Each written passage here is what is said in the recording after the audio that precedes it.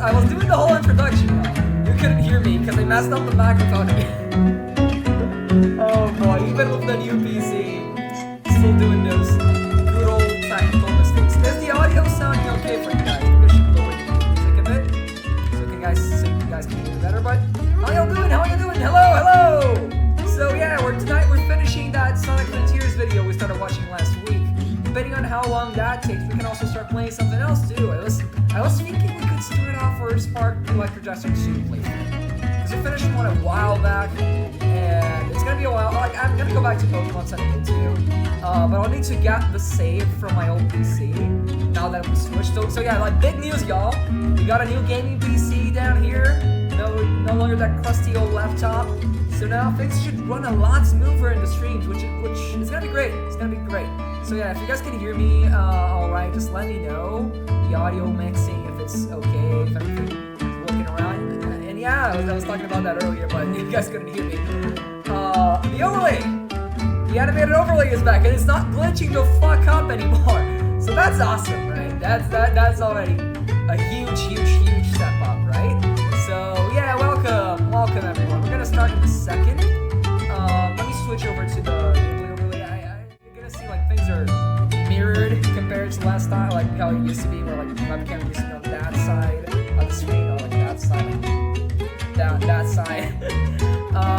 But yeah, I had to reorganize things. Like this is a whole ass new. I did this. I had to reorganize things from scratch pretty much. I mean, like the overlay isn't mine. I bought it, but like this specific screen I had to edit myself because it didn't come with the overlay. So usually my webcam used to be on the other side. Now it's gonna be here. I hope it's not too much of a drastic change. I hope it's not too bad. Anyway, we can start in a second. And yeah, if anyone can let me know if the audio is alright, I can actually check probably. If anyone can let me know if the audio is alright, I can actually check. Oh, thanks, Dad. Oh, hey. That just brought me some watermelon. I guess we can have that.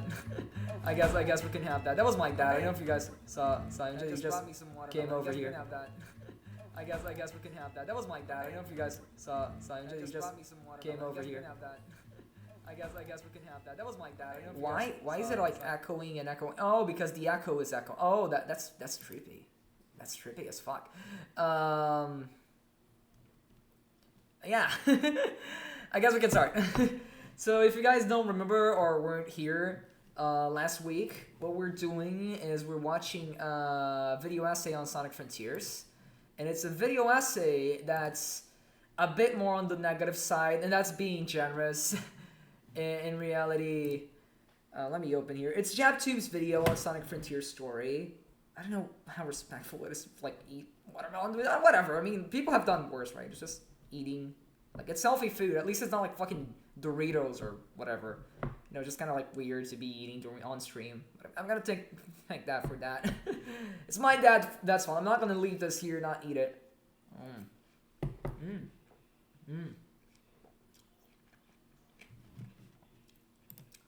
Damn good. Yeah, this watermelon's good as hell. Wow. Oh, hey there, Jazz. How you doing? Hello, Karin. Hello, everyone showing up now. How are things going? I'm opening the video right now, but since you guys are here, I guess can bring back the music in chat.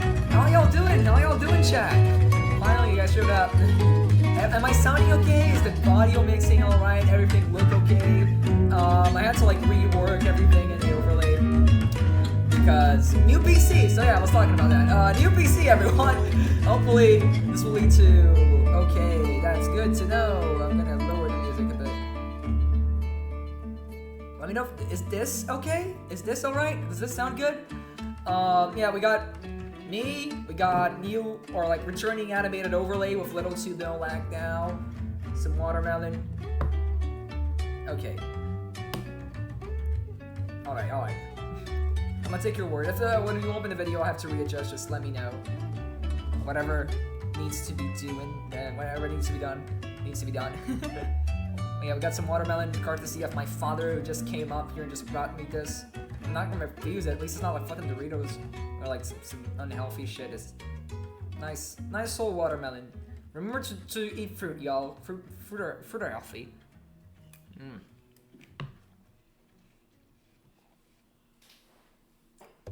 But yeah, we can start now.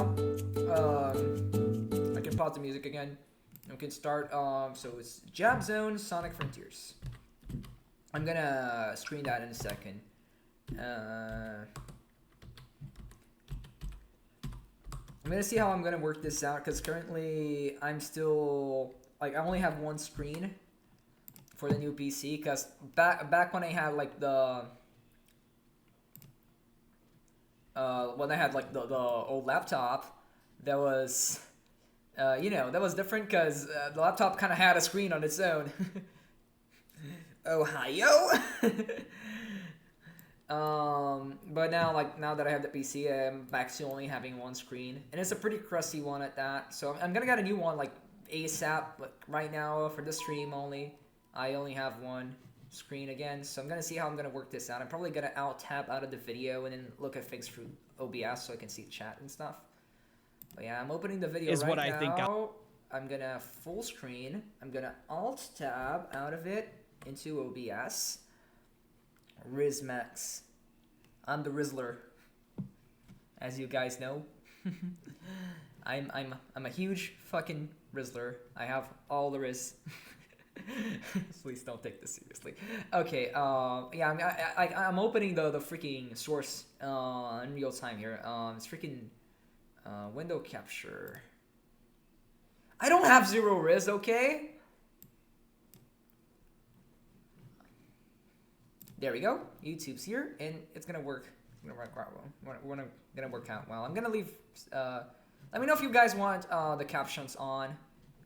They were here by default. And we're gonna keep talking. Actually, like before we start, I did wanna. Oh, hold up. This isn't ideal because it just covers the entire. I have quantifiable amount of Riz. Yeah, let's. Okay, it's not gonna fit. Damn it. Why is it not gonna fit? It was supposed to be 16:9. Okay, there we go. Not ideal, but that works. Shut up. You have 0 Riz. I have all the Riz in the world. I'm a freaking black hole of Riz. I consume Riz. I have a gravitational pull of Riz. Yeah, that looks better. Okay, so yeah, just like sort of a heads up before we actually start here.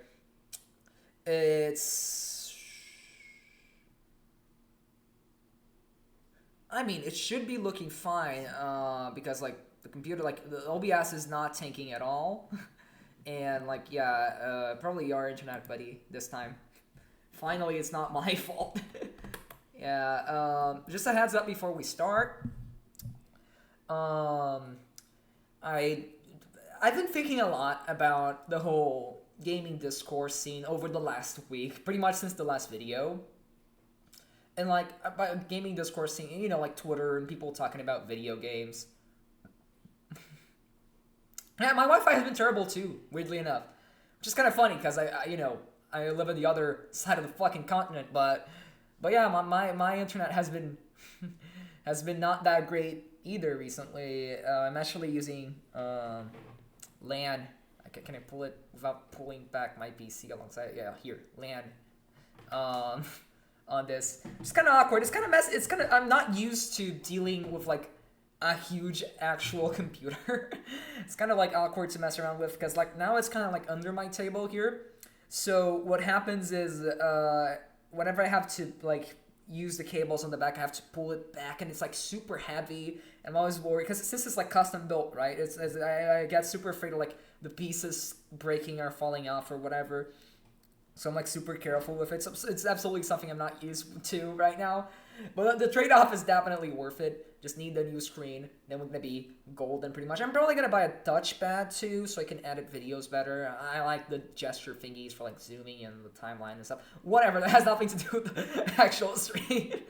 But yeah, speaking of the actual stream though, like I've been thinking a lot about you know how people criticize video games and these kinds of video essays, especially on the negative side. And in fact, I'm like thinking of like doing a whole ass video about that specifically. I hope I'm moving the right. I'm not moving the right thing. I just want to move the freaking capture screen.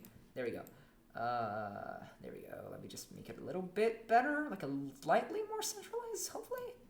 I think this is good enough. And like we're still going this like an open mind. I'm still gonna finish this just out of like a sense of I have to finish what I started and shit, you know. I've been studying a lot lately. Have you noticed that? Like I said like fucking shit like at least like 10 times by now in this stream, and we just started. Well, like 15 minutes in, and that's counting the starting soon screen. Yeah, I'll try to avoid it. But yeah, I've been thinking a lot about this kind of stuff, and honestly.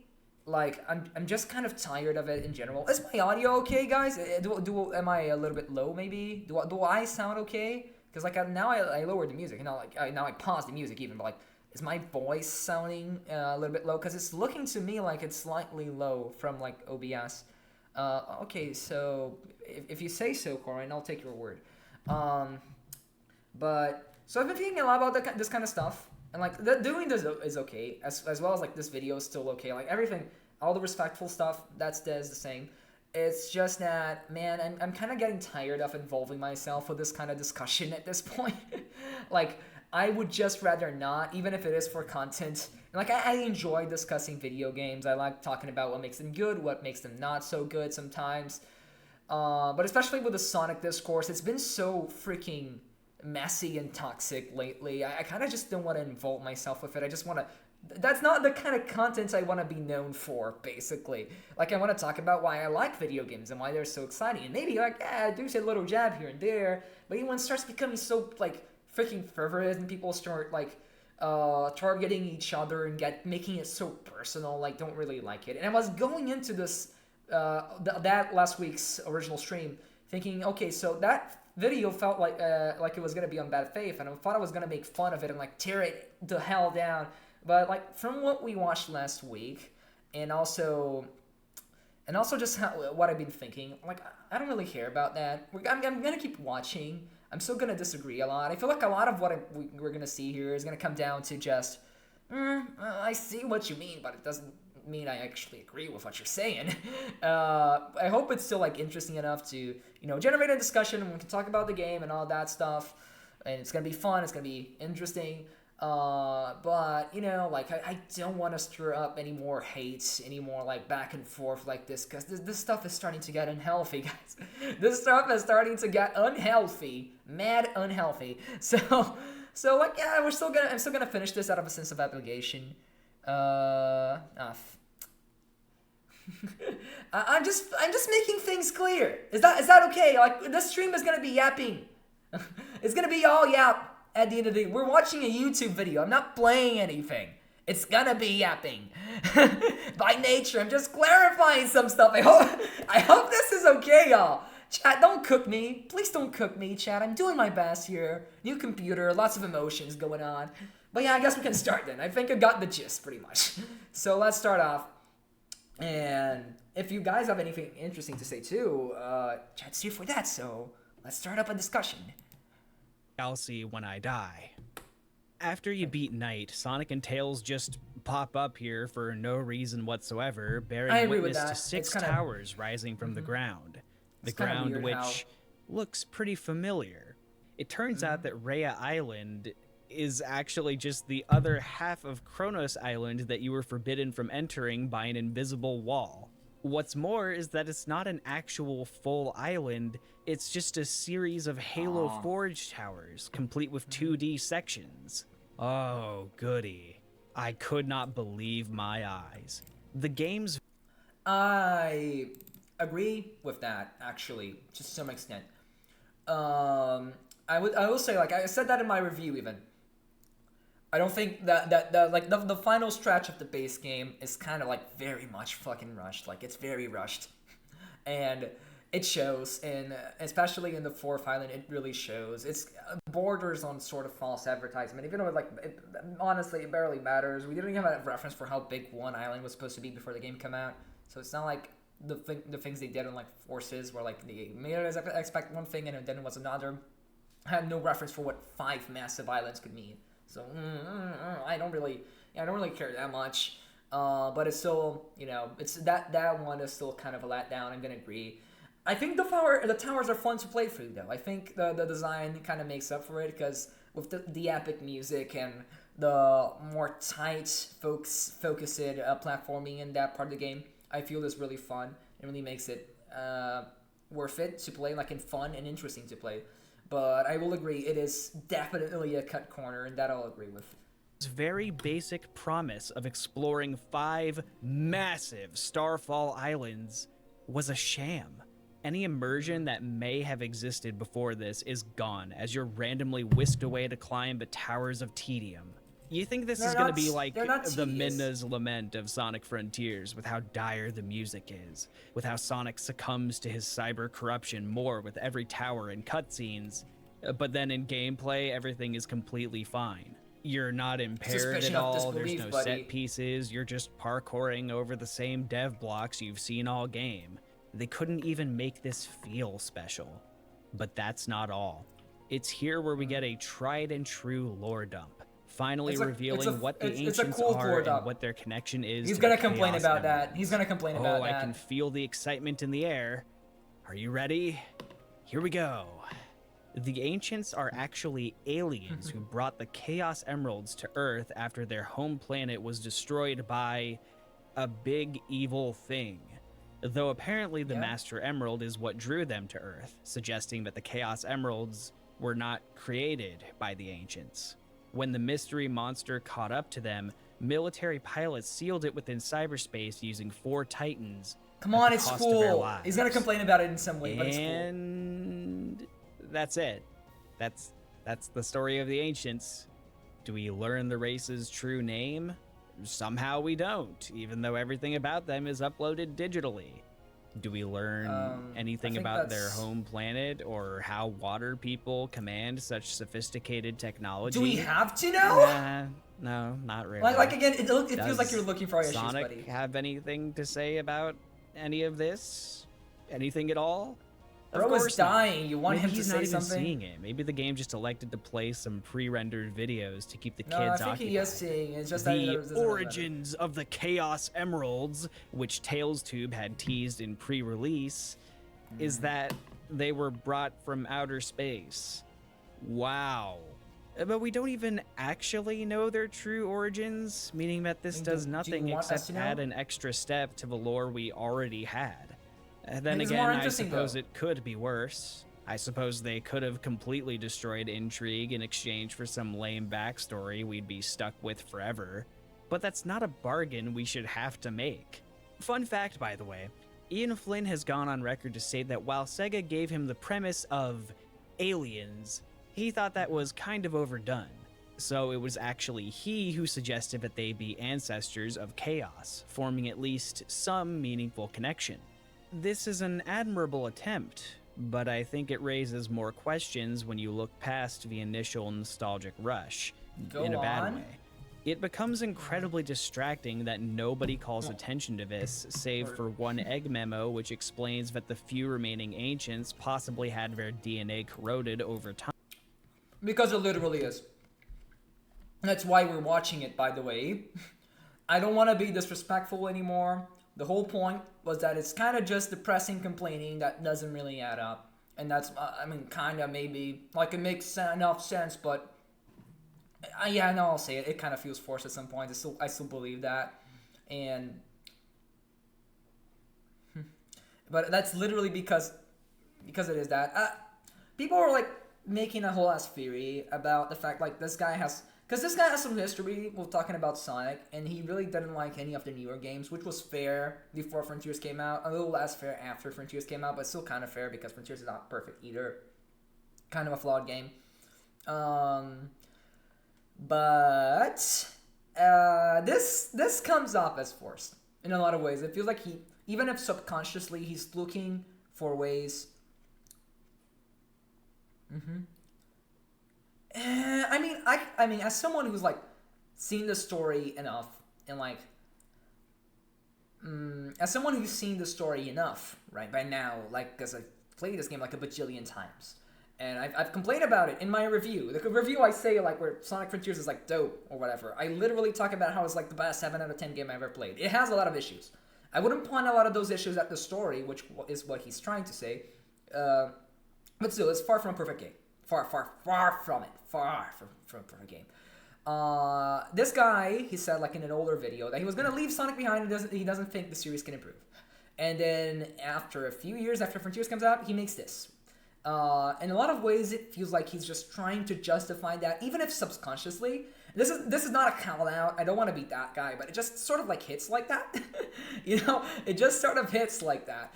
Especially because, like, he's going through the entire story, and that's what we've been following here. He's going through the entire story, and I've been, you know, nitpicking. That's why I've only been like an hour and 11 minutes through into the video, and the last stream was like 3 hours long, because most of it was me pausing and giving my own feedback on what he's saying, because he makes some very punctual nitpicks.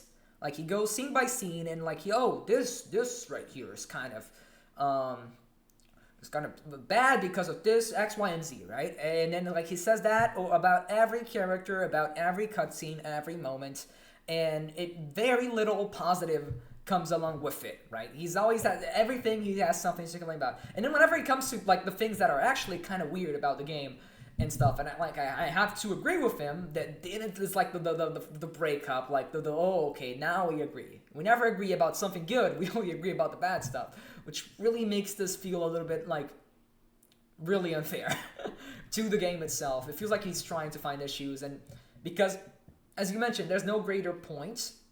Like, the story isn't fundamentally bad in the same way as like going back to, say, Sonic Forces, which is bad because the writing is fucking flat as hell, nothing happens. Like, you can talk about why the story is bad in like 2-3 sentences. Whereas Sonic Frontiers, dude is like flailing his arms around, going cutscene by cutscene, doing his best to like explain why he doesn't like every single element in the story. Like, it's a bunch of little nitpicks that you can argue add up.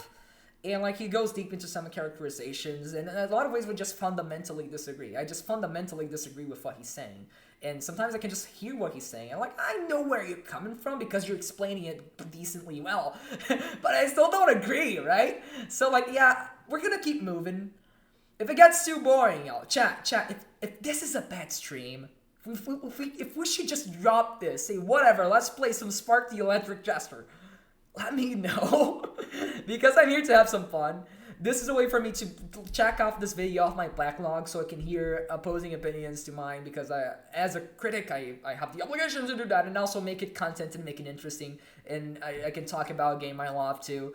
But if you think this is actually not that fun, let me know, because, I mean, this is decently fun to me, because I'm yapping, and I love yapping about stuff I like, but, like, I would like playing a game too. So, like, if like everyone, if like 2-3 people come up and they say, like, yeah, dude, we love you, but this is boring, I'll stop with, like, not even be angry about it. I'll just stop, because this isn't like quite there either for me when it comes to streams. I could be doing a lot of more fun stuff, even if this is still okay.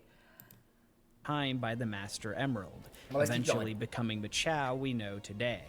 So what you're saying is the Master Emerald mutated the Ancients into Chao, but then a Chao mutated by the Master Emerald becomes Chaos, who is a godlike ascension of the Ancients. He was originally a devolution of... Yeah, I'm sure one could scientifically explain how this works. Exactly! Like, I mean, like, bro, not every creature has to work like Pokemon! You know, evolution isn't always linear. From my understanding, the Chaos Emeralds, they're half energy source, half data collection device, something mystical here or other. We don't know how tech it is versus how magic it is. But yeah, they were mutated by the Master Emerald, because magic, whatever stuff. It could also contain the data of the original Ancients or how they were, or just further mutated, grabbing into those recessive genes, and like, come on, this is pretty damn obvious, right? Like, what is wrong with this? What is the problem with this? Yeah, I mean, it's not a giant afterthought. It's a cool callback, as you said. Like, it is kind of just a nostalgia rush, but it's a cool, interesting, neat, well thought out nostalgia rush that ties into the lore. It's cool. What's wrong with it? Because the fucking D-ball's back? Like, what's wrong with that? Digimon do that all the time. Not everything has to work in the Darwinian sense. Or like, again, actually, this is more Darwinian than your example. You're just thinking Chao are just literally Pokemon. They don't have to just be Pokemon. Okay, that one was especially stupid. But my point is that this all appears to be a giant afterthought. We can agree. Of course it was not intended back when Sonic Adventure 1 was written in 1999. Of course it wasn't. Bros weren't thinking that far ahead. But as a way to tie it back to this, it's cool. How can you not say it's... You have to, like, find an issue about it. Say it's wrong for whatever reason. Like, no, it's just fucking neat. They're taking back elements and making it better. And that's awesome. That's awesome, man. The Ancients originally supposed to look like? Were they meant to look like cyber elves? That would explain why Sage looks the way she does, because the game sure doesn't elaborate. I'm sorry. Because she's an AI made by a human. So she looks humanoid with a few glitchy effects. What's so hard to understand about that? Yours is meant to be some lore-centric title, then no. It can't do that because even its own mythos is a jarring, underdeveloped graveyard of ideas. Although, I suppose that is to be expected when a lot of these ideas are a bit more than inspired. During pre-release, Sonic Frontiers was touted as a bold new direction for the series. Takashi Iizuka would even go on to state that this will kickstart the third generation of Sonic's evolution. The first being the classic era, and the second being Sonic Adventure all the way through Sonic Forces. That's interesting. Okay. Yes, this game was theoretically meant to shake the conventions of Sonic in a way comparable to its 2D and 3D inceptions. That's a pretty big claim. It kind of reminds me of what happened with the little game that came out the same year as Sonic Team's previous outing. You may have heard of it. It's a game which was created out of a development team's desire to break out of a 3D mold they had standardized. It's a game which, in defiance of tradition, ended up circling back to philosophies that began its namesake. As such, it's a game that ushered a new beginning and would go on to be as influential as the previous design shift in 1998. Of course, the game I refer to is The Legend of Zelda: Breath of the Wild. I am going to be incredibly blunt here. The ambitious new take on the Sonic the Hedgehog format is nothing more than a comically laid attempt to cash in on someone else's success. That's incredibly The fact reductive. that Sonic seriously is trying to equate its inarguably jumbled history to the likes of Zelda, preemptively, also acting like the previous new eras of Sonic never happened. I mean, it's different. Like, it's do we really have to dig into why that's a dumb argument? I thought it was gonna be civilized today. Like last time, because I was not wanting to deal with stupid discourse anymore. But he ain't helping. Bro ain't helping. Okay, so all the reasons why this argument is just flat out wrong. Alright, yeah, Sonic has tried new era stuff. Always. 06 is literally that. For a second I thought you were describing Sonic 06. It's literally called Sonic the Hedgehog, period, for a reason. It's trying to be a new era too. You could argue Unleashed was kind of a new era because it introduced the boost formula and whatnot. Like, yeah, all of that. Sure. But you can't deny that the idea of the open zone structure is maybe not as huge of a leap as 2D to 3D, especially when the foundation for a lot of the base controls and gameplay for Frontiers is still based off of Forces, and like by extension every other Boost game beforehand. But you can't deny that it's a big shakeup, a bigger shakeup than something like Lost World, which like changed how the game controls and cut the boost and made Sonic a little slower. Like it's still a level-to-level gameplay structure similar to every other Sonic game that came out before it. It makes like no, it made sense. It made sense. I gotcha. I feel ya. I personally never played 13, so I can't really argue. It looks cool enough to me, to be honest, but I know a lot of people don't like it, so I'm just gonna sit in my corner here and wait until we do a Final Fantasy marathon some day in the future, maybe, and we play. That could be a cool idea for streams. Just play every single Final Fantasy game. Start from 1, play like all the NES ones, then go into the SNES, PS1, PS2. Speaking of Final Fantasy, we should do some Final Fantasy 14 streams now that I have a PC that can handle it a little bit better. So stay tuned for that, because that's a game I really like. I'm quite a bit late on its story. I'm still on Heaven's Word. But if you guys would like to see that's another game we could play around here, because it's a really fun one. A really long one. It could carry a lot of streams by itself. Pretty much endless. I know the new expansion's coming out. I'm not going to be playing it so soon because I'm way behind it.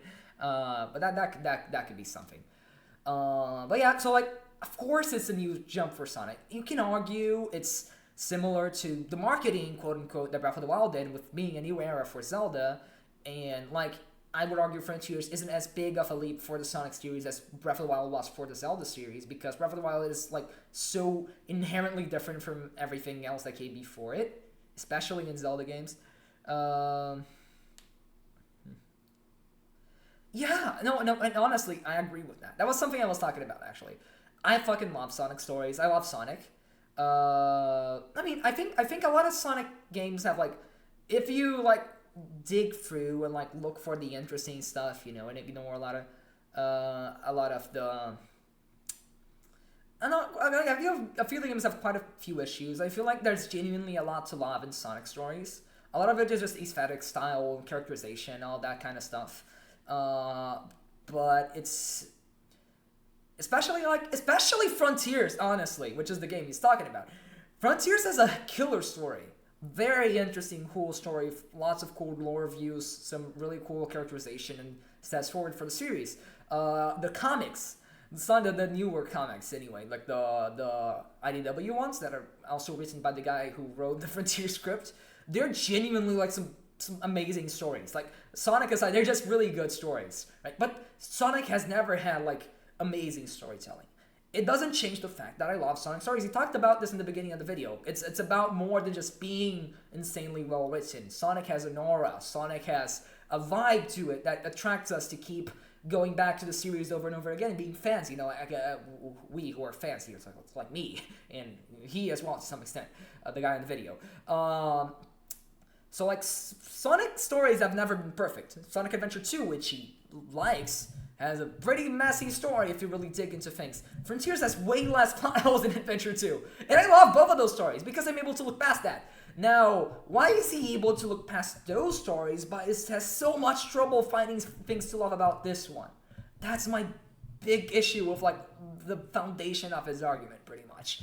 Like, from start, because he opens saying no Sonic story is that good, really. Okay, like, redundancy much, but it's really that good. No Sonic story is really that good. I'd argue Frontiers is the one that comes closest to being like a really sound, really well written game narrative. Like, no strings attached, right? But now he still has to find little issues that bother him, and it frustrates me. And he's comparing to Zelda, and definitely Frontiers is trying to quote-unquote cash in Breath of the Wild. Like, that, of course it is. It's obvious, and there's nothing naturally wrong with that. People fucking love Genshin Impact, for example, right? That's almost a Breath of the Wild ripoff, pretty much. It's pretty much a ripoff. And people love that game. And I mean, I'm not going to play it because it's gacha, but it looks cool enough, right? And Frontiers is like a few degrees ahead of that. Like, it's way less of a ripoff than that. It's taking a lot of cues, especially because it is a very popular game. And you can argue that's, you know, maybe not as original as it could be. Sonic has a unique aesthetic that should maybe take more advantage of. Sure, but the structure here is fine. The idea is sound. It is taking a lot of cues from Breath of the Wild and make of that what you want, but it doesn't make the game inherently bad. Being similar to another really good game doesn't make this game bad, especially when I feel Frontiers already has its own identity. Like, Breath of the Wild doesn't have the badass robot designs Frontiers does, even if Breath of the Wild also has some cool robot designs, but in different ways, right? It's a different aesthetic. Frontiers has a completely different aesthetic, a completely different tone. The Titan boss fights. You don't fight giant mechs to the sound of metal music in Breath of the Wild, do you? Do you now? Of course, there's a lot of cues from that game, but that doesn't make it the same or a ripoff, or like too derivative. It's still its own thing. Damn it. Okay, back to the video. Is pretty laughable. As if Forces is the result of a formula going stale when it's virtually unrecognizable from SA1, and downscaled besides. But then, instead of following Zelda's example... It's not virtually unrecognizable from SA1. It is a result of the formula getting stale, yes. To an extent, yes. It is pretty different from the adventure games in quite a few ways. The introduction of the boost is, of course, something people have been pointing out, like, why isn't boost considered a different era? But it's still just 3D action Sonic level to level, right? So it is pretty recognizable in a lot of ways. It's still kind of like in that same line in many, many, many ways. And in a lot of ways, like Forces is just, maybe not the developers themselves getting tired. It's mostly from what we can see, they're catering to the wrong audience, really making games that are too automated, too easy, and too low budget because Forces genuinely had some budget issues. Frontiers 2, to admittedly, Frontiers 2 had like a lot of budget issues, which we talked about last video. Like, I'm willing to accept a lot of the problems with Frontiers because I understand it's a low budget game for what it is, right? And so it's kind of a marvel that the game came out as good as it did, being held up by freaking like duct tape and love and passion, pretty much. But I would still think that is more or less on the same line, and Frontiers is definitely different from those. From an inner value standpoint, like the rest of the gaming industry, because yes, everyone is inspired by something, Sonic Frontiers elects to copy Breath of the Wild in almost every way it can. No. Every way that would not involve creating an actual open world with multifaceted systems. Even this was turned into a marketing scheme at some point. No, you just don't understand. It's not an open world game, it's an open zone game. You've never seen anything like it. I was about to bet that the art style would have been replicated too, but this concept art is actually pretty awesome. Too bad that in the final game, it's easier to reuse dated assets in a generated field. You know, like all the Breakout classics. I'm not arguing about this. People have just taken it at face value that this is some innovative passion project, and I'm sorry, I have to reject the notion when so much of its creation is framed around this shallow incentive. It's not a coincidence. I could be here all day listing off every concept the game stole, but what matters for today is I don't think it's plagiarism or stealing. The story Sega provided Ian Flynn is that an ancient, technologically advanced civilization attempted to defeat a primordial embodiment of red evil using 4 mechs. Those same mechs are now corrupted in the modern day. The protagonist then needs to traverse a desolate, yet theoretically beautiful landscape in order to liberate his spiritual comrades. Early versions of the premise even detailed Sonic waking up with amnesia or losing his memories later in the game. Ironically, that would be more interesting for him than a new incarnation of Link, but good lord. The goal of this tale was never to expand the Sonic universe in any meaningful way. It was never to shatter your perception of what a Sonic story can be. The Titans dialogue I didn't think about. The Titans to freaking Divine Beast dialogue I didn't analog. I did not realize up until you mention it now. It is pretty similar. And I'd argue, yeah, probably, now that you explain it like this, like maybe coming from Sega, or like the higher ups, or like, maybe not even the higher ups, maybe the Wild's like, oh yeah, let's make it like Breath of the Wild, sure. So it doesn't make the game bad. It's still a lot more original than something like Genshin Impact, which is fine too. It's not plagiarism. It's maybe a bit derivative.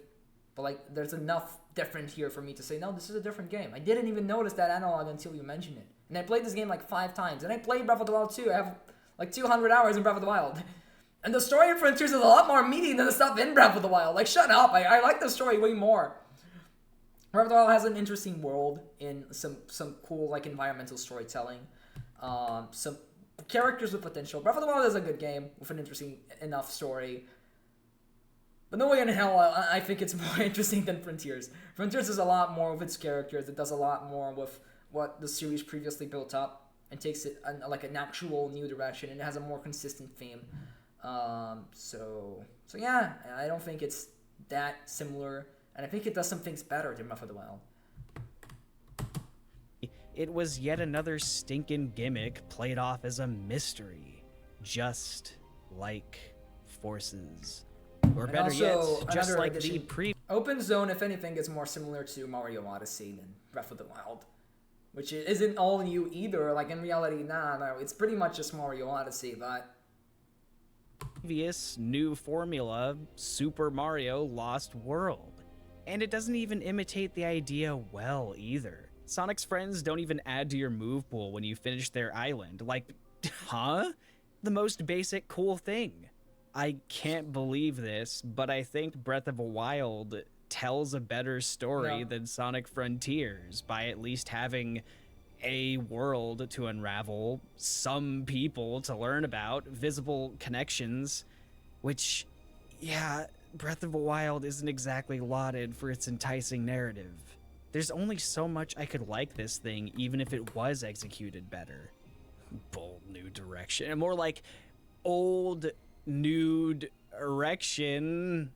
I know this was not meant to be funny, but Alright, enough about Zelda. Still necessary. Let's talk about Sonic. And I do mean that literally, because I've got something to say about the Hedgehog himself. As our hero trudges onward across Rhea Island, his own little character study draws to a close. Yes, each island has had something to say about his friends, but what about the main man? On this island, there are no friends to talk to, no tokens to collect. Sonic is left only with his own thoughts, while also the occasional murmurings of Sage. Despite her revelation before, she continues to prattle off her algorithms, and Sonic finally starts to ignore her, just pushing through the worsening cyber corruption with a pained smile. I actually like this part. It is really cool. This feels like the Sonic I know who would demonstrate his conviction through actions instead of words. Unfortunately, the writing of Sonic Frontiers can make even this come off really preachy and insincere. Something I've neglected to mention is that on every island, there's at least one scene where the designated friend will comment on just how unstoppable Sonic is.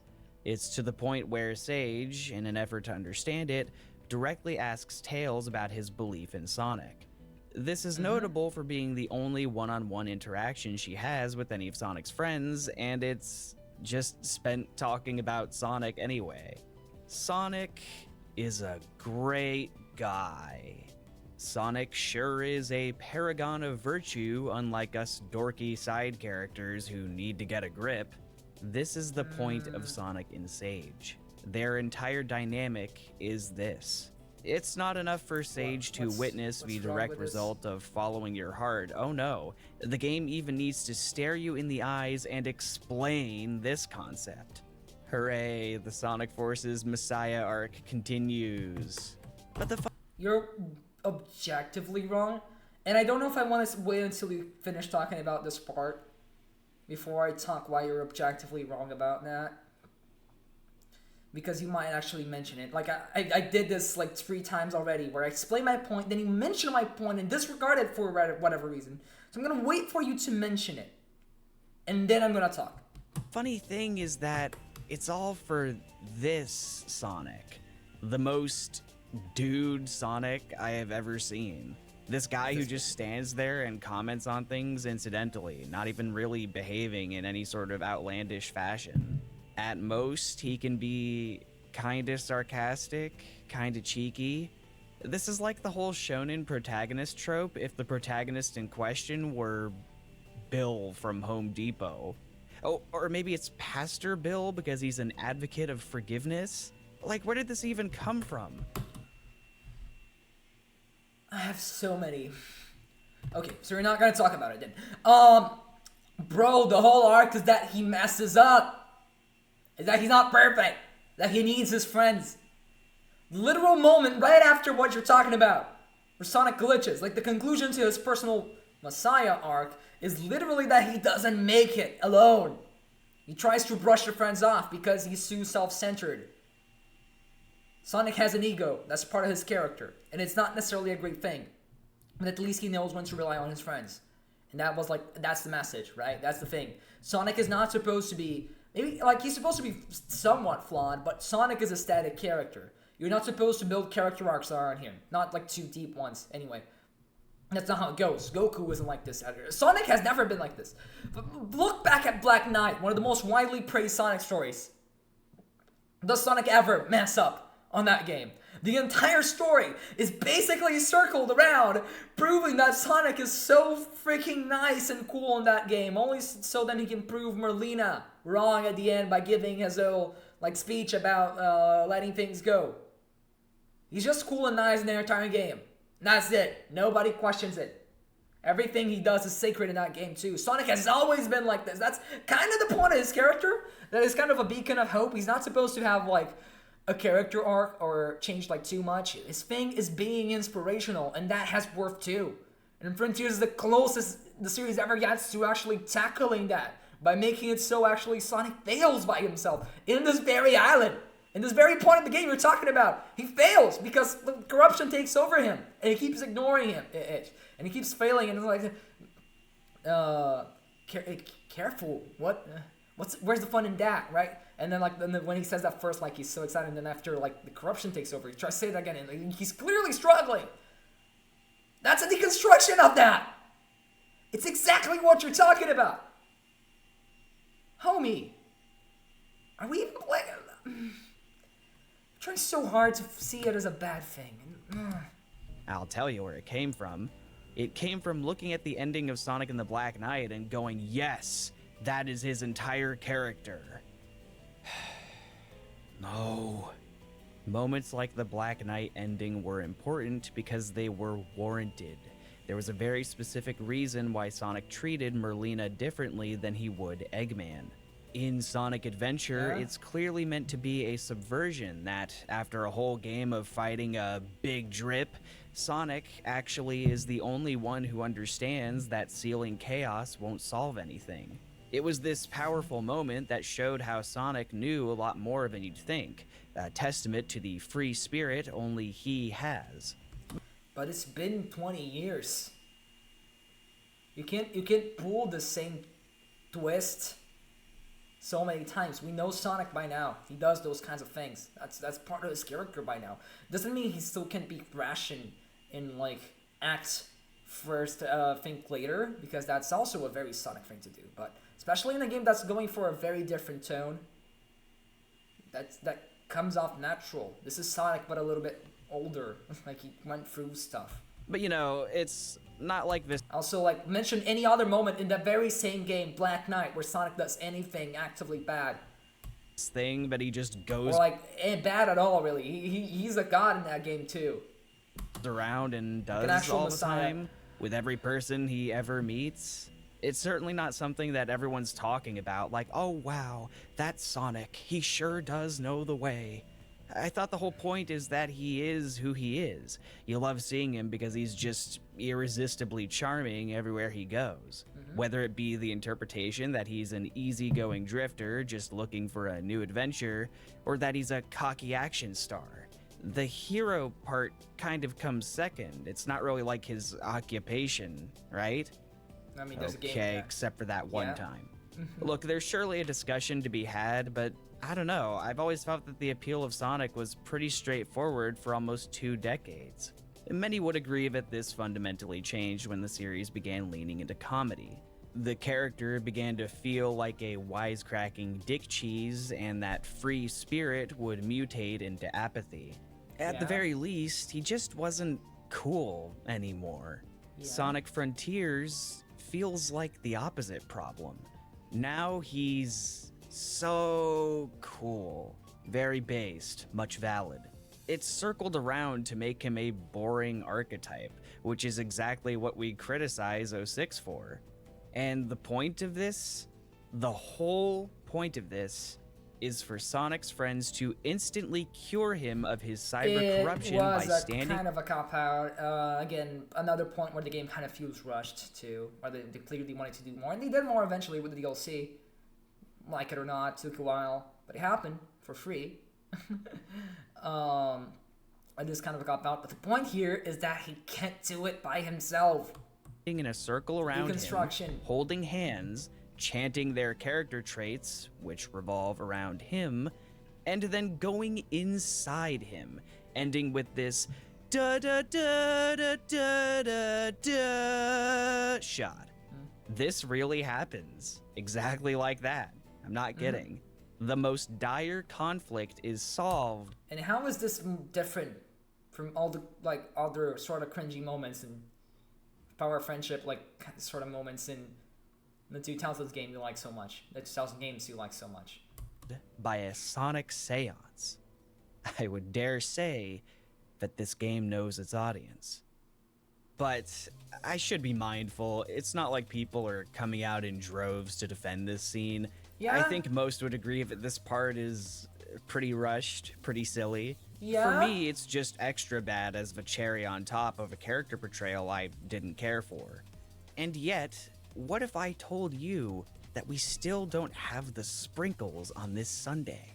In this one cutscene, we're emblematically shown just how much the plot has been lost between our main hero and villain. So get this.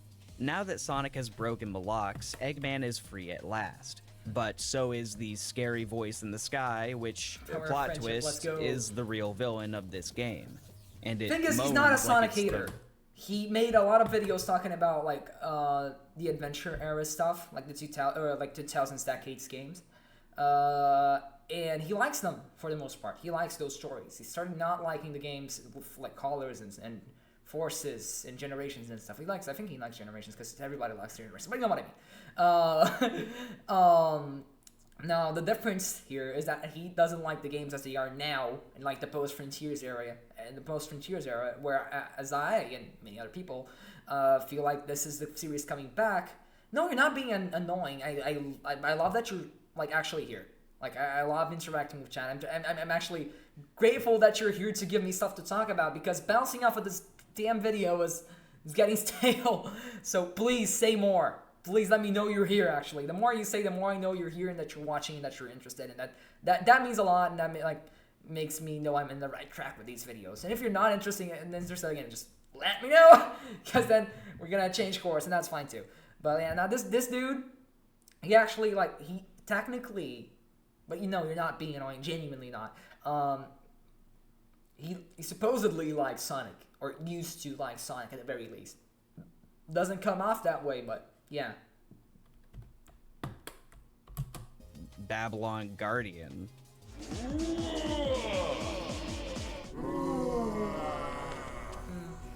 Apparently, though, Sage never told Eggman about this thing, and Eggman never learned about it despite scouring the ancient databases himself. I should emphasize, Dr. Eggman's time in cyberspace was not spent learning about the causality of the Ancient's demise, which is the entire reason why every piece of them is now a digital relic. It was spent on stupid fandom trinkets and hollow whining. His reaction to the omnipresent demon voice is to say, think he's smart enough already and not seeing the opportunity to gain knowledge here because he's already so smart. Just trying to leave because he feels stuck. Because that's how he always feels. That's the cycle of Eggman's life. Oh yeah? Well... bold of you to assume Eggman's smart enough to go after that. I mean, he is smart. technically speaking, he does have 300 IQ and can build some great stuff. But he's also emotionally stupid. He's a clinically insane man who doesn't think straight. He thinks good, but he doesn't think straight. So that's completely in character for him. Just whine and think about other stuff while his robots do the work for him. I'm gonna send the egg fleet from Sonic Heroes after you, loser. Like, who even is this guy? How does the smartest man in the room have zero clue what's going on here? Wait a minute. No, hang on. What about this egg memo, which clearly says that Sage did tell him about it? What is this meant to show, that he just forgot or wasn't listening?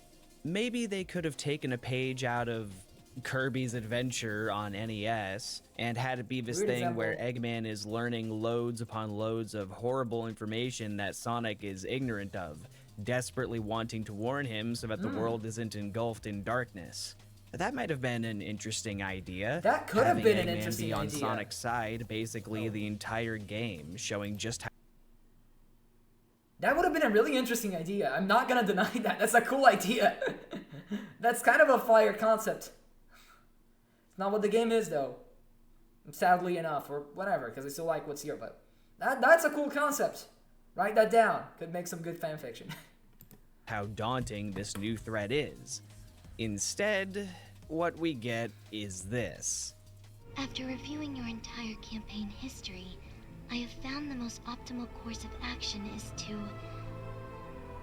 create an alliance with Sonic. What?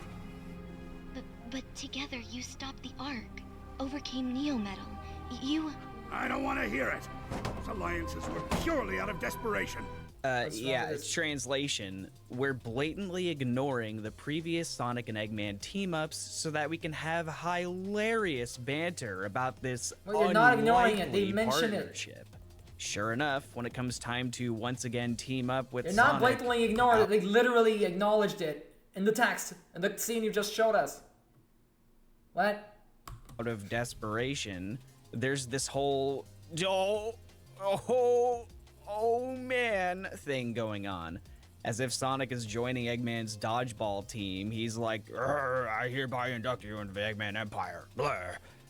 I want to remind you that this is the same man who just took over the world, nearly executing Sonic and his friends, which is even referenced in this game. Okay. This game wants to remind you that he previously would work together with Sonic, no questions asked.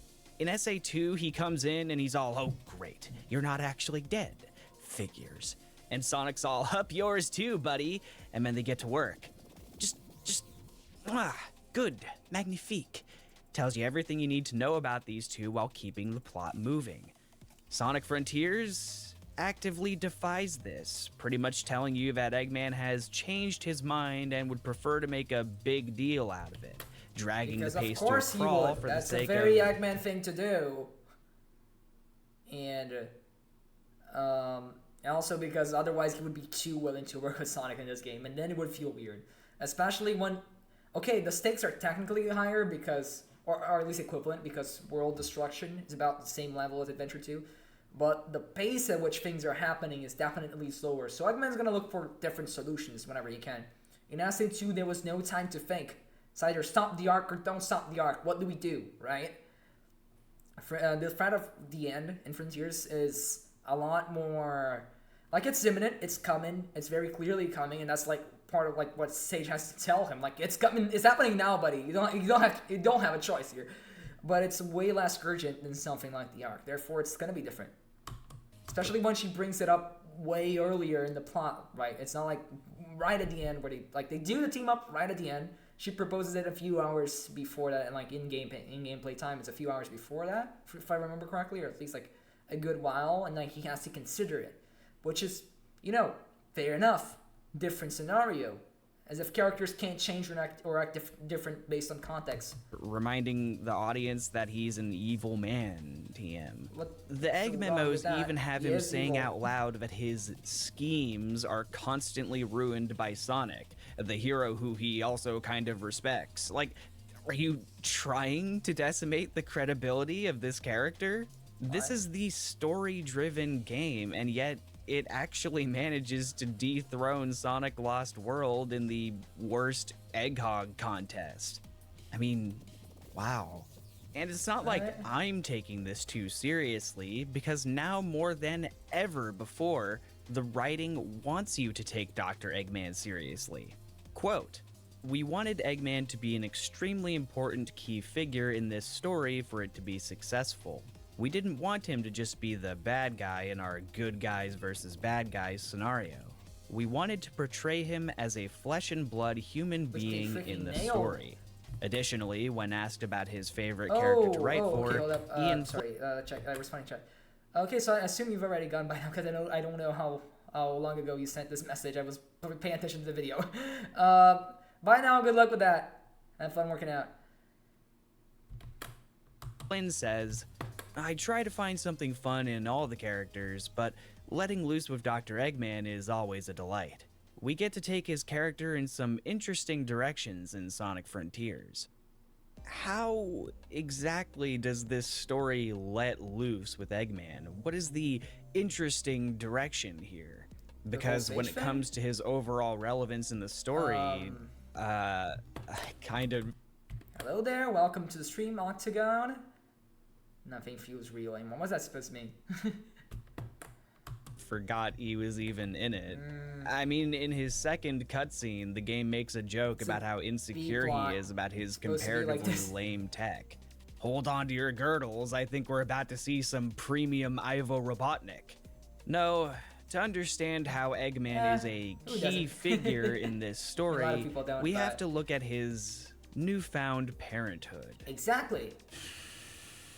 Okay, so, to Frontiers' credit, something new is finally being done with one of the staple characters, something that does not just involve writer's commentary. This is something which could visibly affect the character and act as a notable piece of their ongoing history. Which worked? And I think it's awful. Of course you think it's awful. This is the point where I do wonder if I'm insane, because to me, this is like really bad. I'm talking Sonalise levels of cringe. Anyone can tell you how weird it is that Eggman is pretty much instantly enamored with Sage from a functional standpoint, but this gets even weirder when he begins to reciprocate. He's not. It takes a while for him to warm up to her. Just kind of off screen. Sadly, again, this game has troubled budgetary issues, so like it's not ideal, but you got the story. It's not supposed to be immediate. This familial bond. When exactly this occurs is debatable, seeing as it happens in, yet again, an egg memo. By the way, these are not chronologically ordered. It would seem that Dad Botnik begins with him wondering what Sage's preferred gender is, being that she appears as a little girl, which, reminder, is never directly explained. Even with background context, the story here actually is that Eggman uploaded his AI to an alien database, she popped out as a baby, and then suddenly he's like, "Behold, the daughter I never knew I wanted." What a compelling arc. But it gets even worse when the egg memos make this a joke, with him getting defensive about his ability to create life, or him using Sage as an opportunity to talk about how jealous he was of his cousin Maria. What would even prompt him to record that? It's so forced. The entire game is focused on showing just how genuinely pathetic Eggman is. What is that PowerPoint? PowerPoint? Okay, so whatever. Is there anything just have that? It's what is that PowerPoint ass transition? Was that really okay? Fancy. Sure, like it's more interesting than just cutting back, and it's not necessarily bad. At this point, I'm just being bad faith to the video because I'm kind of done with this guy's criticism. Even though like I don't want to be like, not actually trying to be bad faith. This is whatever. Do whatever transitions you want, but just kind of caught me off guard, dude. What are we going for here? Why only now do we a wacky ass transition? Just to give. This is a video essay. Usually it's all cuts. Well, okay, this is cool. Just kind of raises more question than answer. I'm criticizing this video the same way he criticizes the games. He finds little things that maybe don't make that much sense and turn them into terrible issues. That's what I'm doing right now. It's not actually that big of a deal that he took this transition. It doesn't matter. It's just kind of got me off guard. And I mean, if this were a transition to Sonic Frontiers, he would mention it. It's not like the little like curtain opening thing. Your game is focused on showing just how genuinely pathetic Eggman is to a cartoonish degree. Is there any subtext about him shifting priorities in life now that he's already lost his global conquest? No, of course not. That would go against his position as the franchise villain. Maybe he's feeling a bit lonely, having been trapped in isolation for what feels like an eternity. Well, that could have been a unique scenario, but no, it can only exist in the realm of headcanon. And if I'm gonna be honest, guys, I just don't buy that Eggman would ever genuinely care about having a real daughter in the first place. Not without... The same Eggman that says he admired his grandfather. Genuinely actually admire his grandfather. I feel like that's plausible. Dude has some family issues. A well-established motivation. Plus some ego issues and some personality issues and just attitude in general. This thing is healthy for him, and probably somewhere inside him figured that part out at least. This is the guy who has single-handedly caused a string of catastrophes. This is the guy who will very directly torment and murder children if it gets him what he wants. Yeah? Not to say that dictators don't have a lineage, mind you. I just think he's well beyond good family values. It's not about good family values. It's about making his thing better than the other people's thing. And not admitting to the fact that he actually cares about her. Because, I mean, he's going to admit it to her, but not to anyone else, right? Eggman still has a fragile-ass ego. And he has loneliness issues. Or at least that's implied, right? What I got from Sage and Eggman's arc is that he's finding in her what he wishes he could find in other people if he were just to not be a dick about it. But he is a kind of a dick about it. Bro has some ego issues, some self-image issues. He thinks he's the best, and he desperately wants approval, which is why he plasters his face everywhere, why he tries to take over the world, so he gets admiration and approval and worship and all of that, right? Now, the land is his, and he's the Lord or whatever, right? Go to my amusement park. Why does he even make it an amusement park? So he can call it Eggman Land, so people can attend it, even though it's like kind of like in Indonesia at least, it's kind of a more torture device than an actual amusement park, but anyway, torture device land. But either way, it kind of builds up on that, on the fact that Eggman has self-esteem issues, like underlying self-esteem issues, and he finds in Sage someone who he can open up with, but be a little bit more open about his admiration because he created her. She was a product of his genius. That's why he's willing to let that act up for her, you know, why he's caring and admits to actually caring about her, because she was his creation. And then when she actually surprises him about it, that, you know, tingles up the brain and receptors or whatever, and that's what really lands here. At least, like, I mean, I'm kind of like, a lot of this is like, maybe, I wouldn't call it headcanon, because to me, a lot of this is just implied, just doing some character study. You can argue it's not really in the text, but like, come on, that's literally how every story works. You gotta think a little. And like Eggman, to me, this feels like a natural progression of Eggman. It's not about good family values. It's his creation. So wholesome deep down, Eggman just doesn't work when it's established in, again, Sonic Adventure 1 that he will call his robots siblings only to viciously discard them when they are no longer useful. Like, yeah, the guy's over 50 years old. I'm pretty sure he's thought of this concept before and has done so in a twisted, self-serving fashion because he's an ambitious megalomaniac. Sonic Frontiers wants all this credit for humanizing Eggman, but I thought such a feat was done remarkably in SA2 when we explored a bit of his family history, showing a side to him that existed before his campaign of terror. His sensitivities were expressed in a way that didn't paint him as a man-child trying to take over the tri-state area, which ironically made him more of a bad dude in defiance of his family's principles. I don't just think Frontiers fails to provide a worthwhile depiction of Eggman, I think it assassinates the character even more than Forces did by making it impossible for him to ever be taken seriously again. Even after conquering the world, others treat him like a clown, and Because the only he's way for him to literally- escape this is by either embracing the Bro, he takes over the world and turns into an amusement park. He is a clown. He's always been a clown. Clinically insane man who doesn't think straight. It's not that different. Okay? It's not that different. You can argue SA2 explores a little bit of a different angle off this character, and it does it pretty well. I like SA2's story too. Really do like that story. And like that game takes Eggman a little bit more seriously, but that's just a difference in approach. I don't feel like this is outside of Eggman's range at all. I think you're just wanting to not like the start.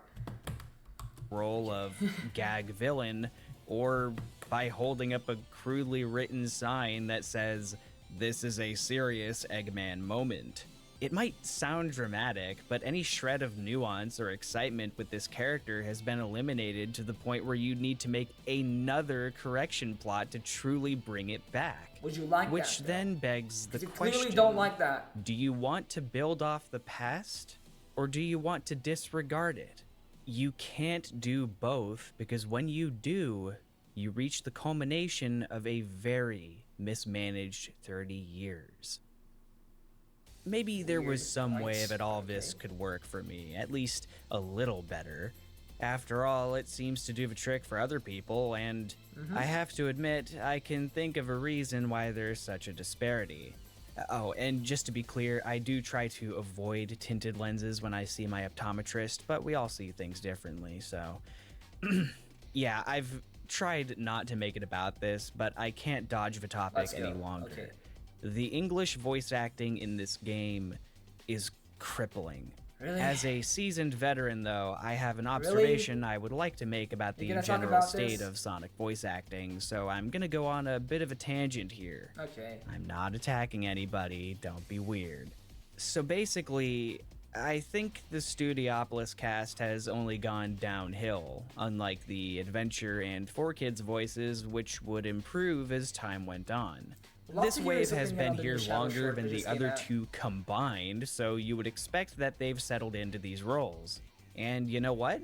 I'd say they have, which is strangely my biggest concern. Because you just don't Once like you the get past voices? the initial shock factor, I find that there was a certain energy and gusto that was once there for these actors, which gave us a bit of hope that they could grow into the definitive cast overall. At very least, the most consistent. However, this would be interrupted when Sonic Boom happened. Let me be clear, I actually think the new actors were at their best here. In a branch that is solely dedicated to Western talent, I think they were able to attune these characters to their voices and vice versa, creating an environment that played to their strengths. Not that I'm the biggest fan of Boom, but it felt more natural Boom than cartoon is pretty grafting funny. these voices onto the original characters. Well, come time to distance the IP from those 3 years of Boom, and I think the effect on voice direction is noticeable. The example I always point to is the fact that Travis Willingham's Knuckles always had this kind of whiny jock voice, especially in the Boom cartoon. So in Forces, they obviously have him put on more of a serious performance, but it then ends up sounding like Boom Knuckles doing an impression of a serious person. But is that a you thing? I You think see, that's a you thing. It doesn't even sound like the actors of... I think that's just a you problem, because you associate that voice with Boom Knuckles, because you're too damn cling to the older voice actors, or unwilling to. I don't know, man. I've always, I know there's a lot of discussion about the Sonic voice actors. It always has been. As someone who grew up mostly in a post-Colors era, as in, I was born in 2005.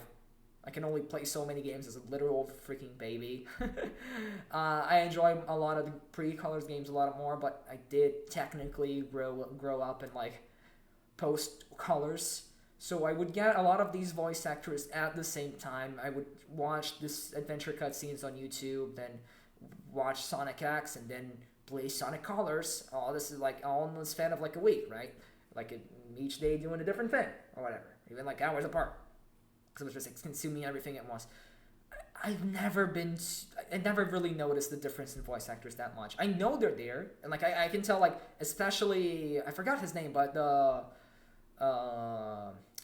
the Sonic acts, the 4Kids Sonic voice. He has a very particular intonation I don't think any other actor has.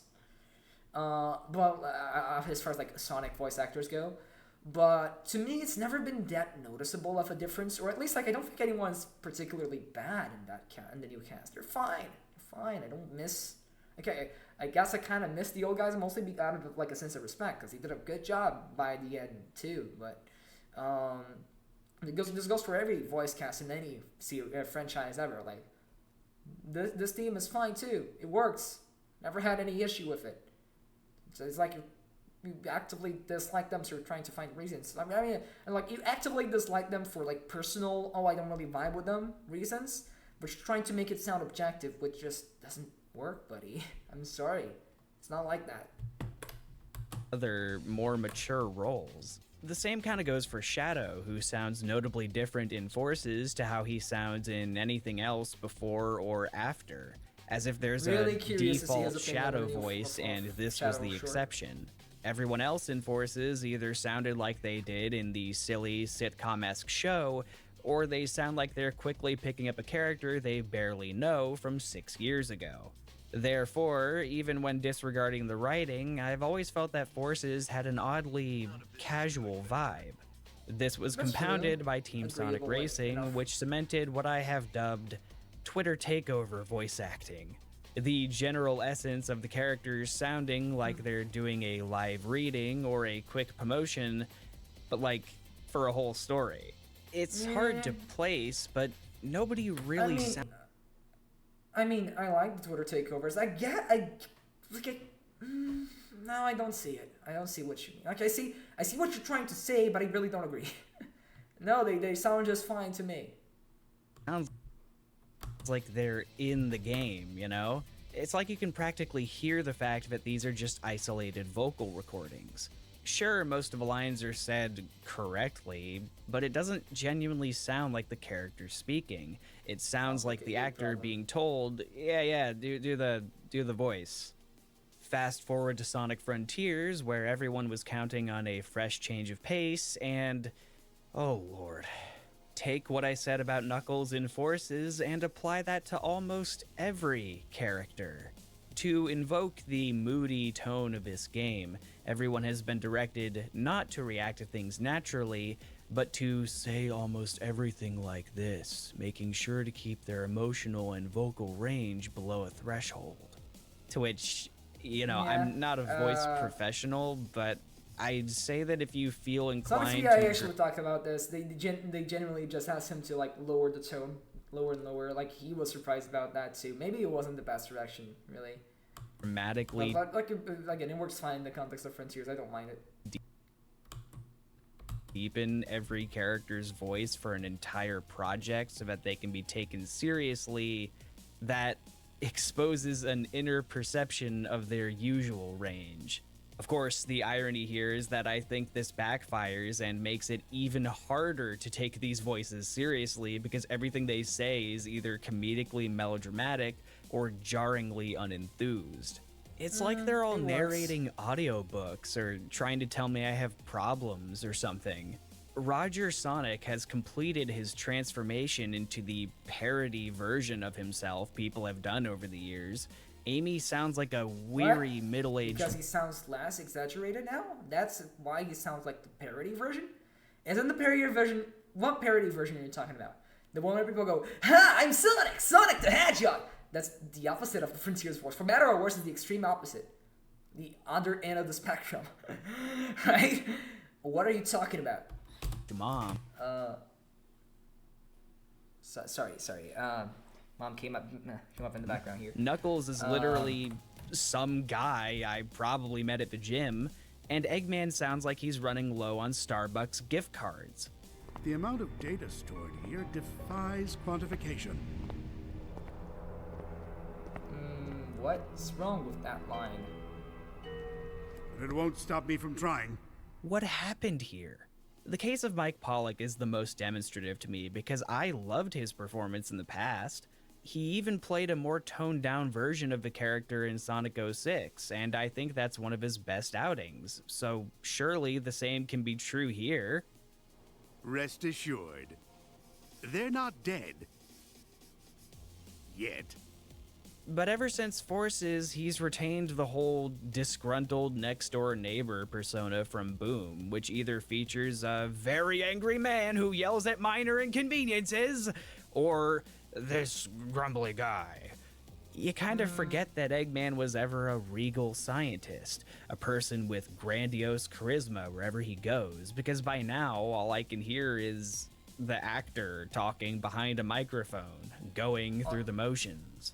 That's the thing, right? If it really bothers you that much, then play it in Japanese. And I don't like. I as someone who likes dubs usually, and gets kind of whenever people play games, I like dub off in Japanese, like Xenoblade 2, which has probably dub too, and like I see people playing that in Japanese, and I'm still like, oh, the dub's alright.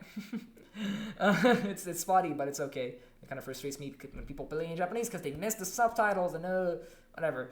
Like, are you really attributing such a huge portion of your criticism to something so, I guess, personal, right? You're the only person, like, maybe not the only person, I'm sure there are other people who also don't like these voices, but bro, not only are you in the minority, but every single point you made here is extremely, like, subjective and a you thing, pretty much. Right? I'm not saying that any previous Sonic game had 10 out of 10 voice acting, or even that those characters talk like people in real life.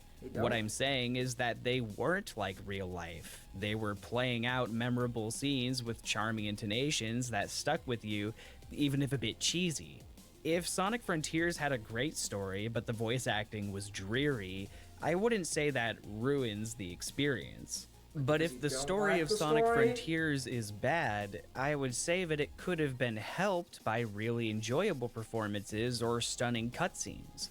It's like night and day. I can't possibly see this as some return to proper storytelling when there's not a single thing that carries or elevates it. I say all this without even going over casting ideals because that's kind of a moot point by now, but geez, I still feel it. My final note on this is that Sonic has had the same English voice director since 2010, so understandably, a routine has been established. However, if the stories are going to be written on the Western side, I think now's the time to make some hands-on changes, because Frontiers still feels to me like an average localization where the actors are more distant from their characters. Precedent for this exists with the previous actors gradually moving away from their 4Kids TV over enunciation, and I think there's an opportunity here without evaporating the talent yet again. But who am I? I'm just a guy. What are you talking about? And tangent. Genuinely. Okay, one last island. That's so dramatic. We're in the end game now, so let's to do the thing you're doing to the game to your video. Why so dramatic? Tangent ended. Where are you going for with that? It's fine. Again, actually, I don't mind it. It's okay. It's fine. But like, if I want to be as harsh as you were being to the game for whatever reason, I could complain about that. How that came off weird and awkward and awfully dramatic for a stupid video essay or whatever. I won't, because I'm better than you. Maybe not better than you, but I don't like criticizing like that. To me, a lot of those criticisms come off as, yeah. So I'm not going to do the same thing I'm complaining you're doing, but just for the sake of example here, that's what you're doing. Sorry, I must have grabbed the Kronos Island footage by mistake. Let me just... Oh. No, yeah, that sucks. I see. Yes, even the fifth and final Starfall Island, Oranos, is an extension of Kronos Island. Only this time, it was not separated by an invisible wall, it was literally a chunk of the island surgically removed at some point in development. You can actually see the shallow water it was pulled from in the opening cutscene. Like, oh my god. But what's more is that while Oranos Island... I don't feel like this would have been hard to remove. It's whatever. Probably has my favorite open zone theme in the game, there aren't any additional movements, and so... Is that really that big of a deal? Eventually, they just interrupted to start playing Kronos again? What is happening here? Make no mistake, this is a full island complete with a character side story in the form of Sage. What do Sage's memory tokens look like? They, Yeah, no, that sucks. They just reused Amy's heart tokens. Which, yeah, by the way, the characters are definitely not stereotypes describable by a single object. They're not. Okay, like, well, now that we can finally slow down and talk to Sage, maybe there's a whole helping of depth behind her relationship with Eggman that we just don't know about. Nah, forget it, I'm not doing this again. It's nothing! Sonic and Sage talk about nothing. Sonic points out that all of this could have been avoided if Sage just told him basic information, and then she's like, yeah, but plot. And then they proceed to repeat information they already know. Works for Eggman. She's his daughter. She was hesitant about working with Sonic too, even if she was a bit more willing to than Eggman. There's one part where Sage explains to Sonic that the Ancients were preparing to face their enemy here, and Sonic is like, wow, that explains what was painfully obvious since Island number 1. But he's not being sarcastic. It's so bad, and tedious to play too. There's no hiding, but this is just plain filler. There's literally just not a final level here. Sonic and Sage dick around in the grass. It's the calm before the storm. It's a fun island to play through. Remember in Sonic Unleashed when you went to the chill, beautiful Adabat before Eggman Land? Oh yeah, that was cool. That game was the Prince of Padding, but I guess we just hadn't seen the king yet. This island is practically begging for you to just bum rush it with Biggs fishing, since the token requirement is just outrageous. Hey, or now you can go with the even easier option of Monster Hunter cooking. So tasty. So tasteless. At some point, the game finally relents and allows you to fight the final boss, and it sort of just happens. Sonic's like, okay, here we go, we gotta do this. And then Eggman's contribution here is that he grabbed 1 Chaos Emerald for us. So all that bickering earlier, it was all for this tiny little exchange, which itself is written to be a joke at the very end. What did you want? An extremely important key figure in this story for it to be successful. Here's the thing, guys. We could try to look at Eggman and Sage through a lens of self-containment, completely ignoring any previous idea of characterization, even though that's obviously not the story's intention, nor should that really be required. But even then, it's virtually impossible for me to latch onto anything because it just isn't there.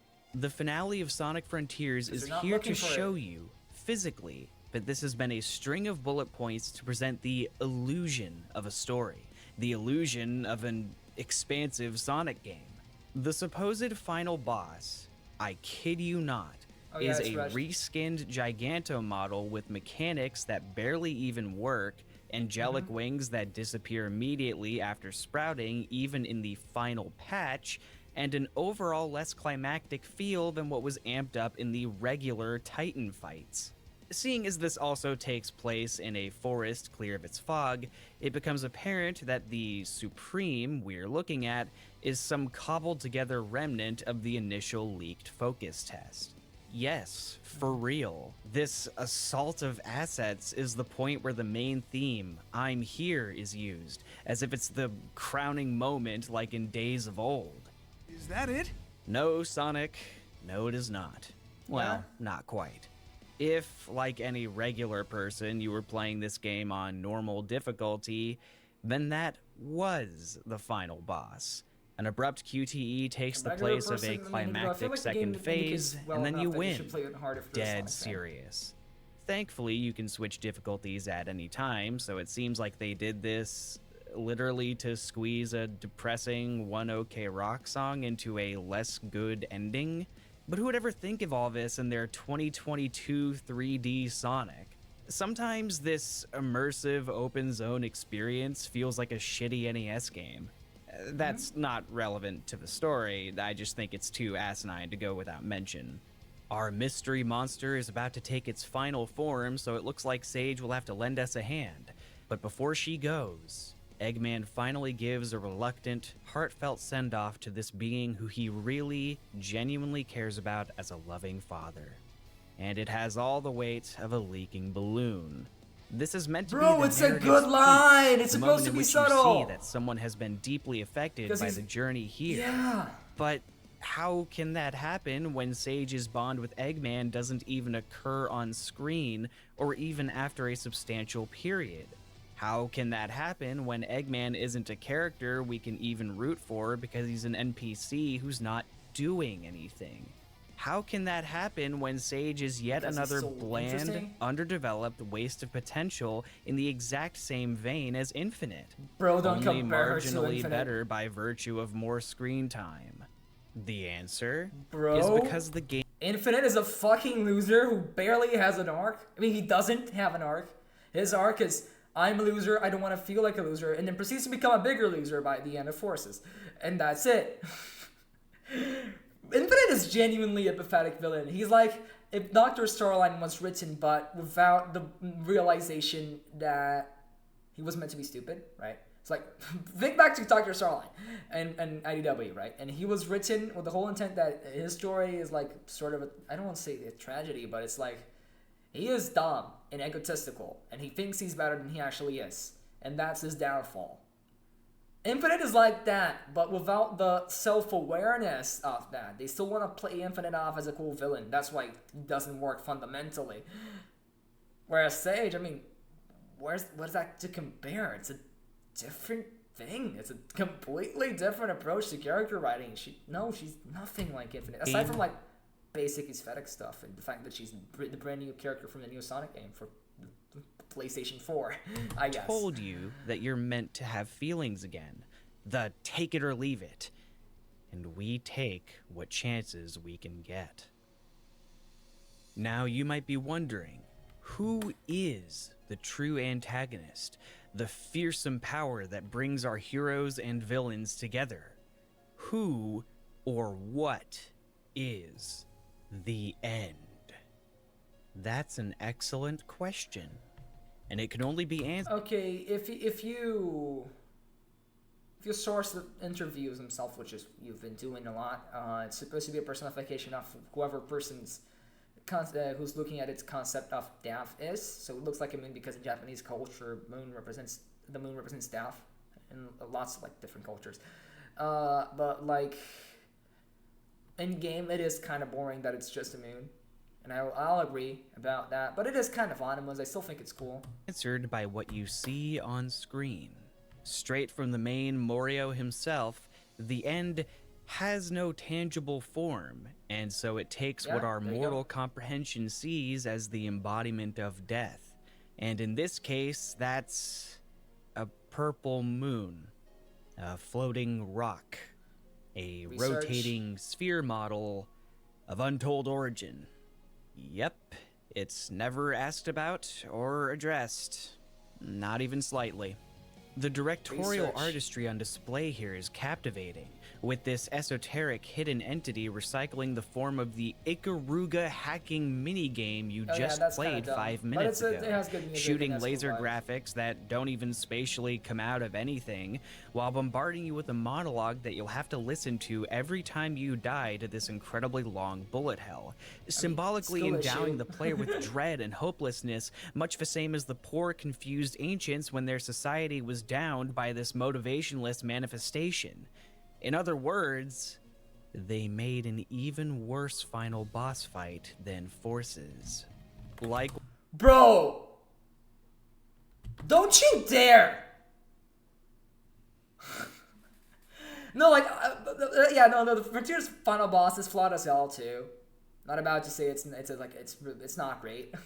Again, recycle the Ikaruga boss fight, kind of basic design, all that. The monologue is cool.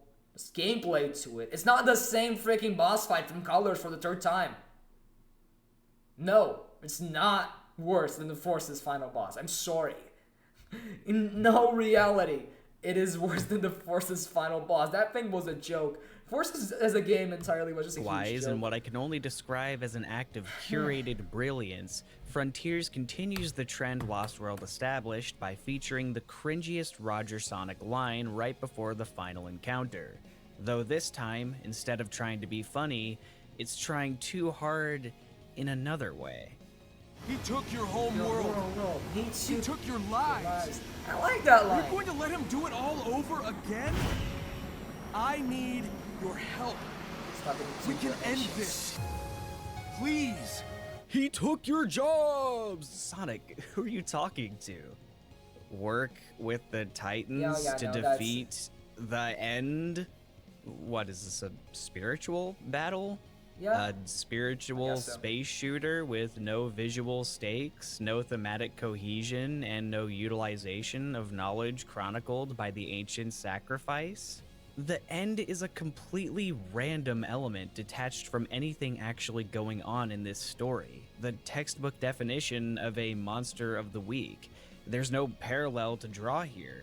The ancients are passing the torch to Sonic, who passes the torch of heroism to everyone around him, and then together they can defeat perceived inevitability and forge a new future, I guess? Yeah, pretty much. Oh, wait.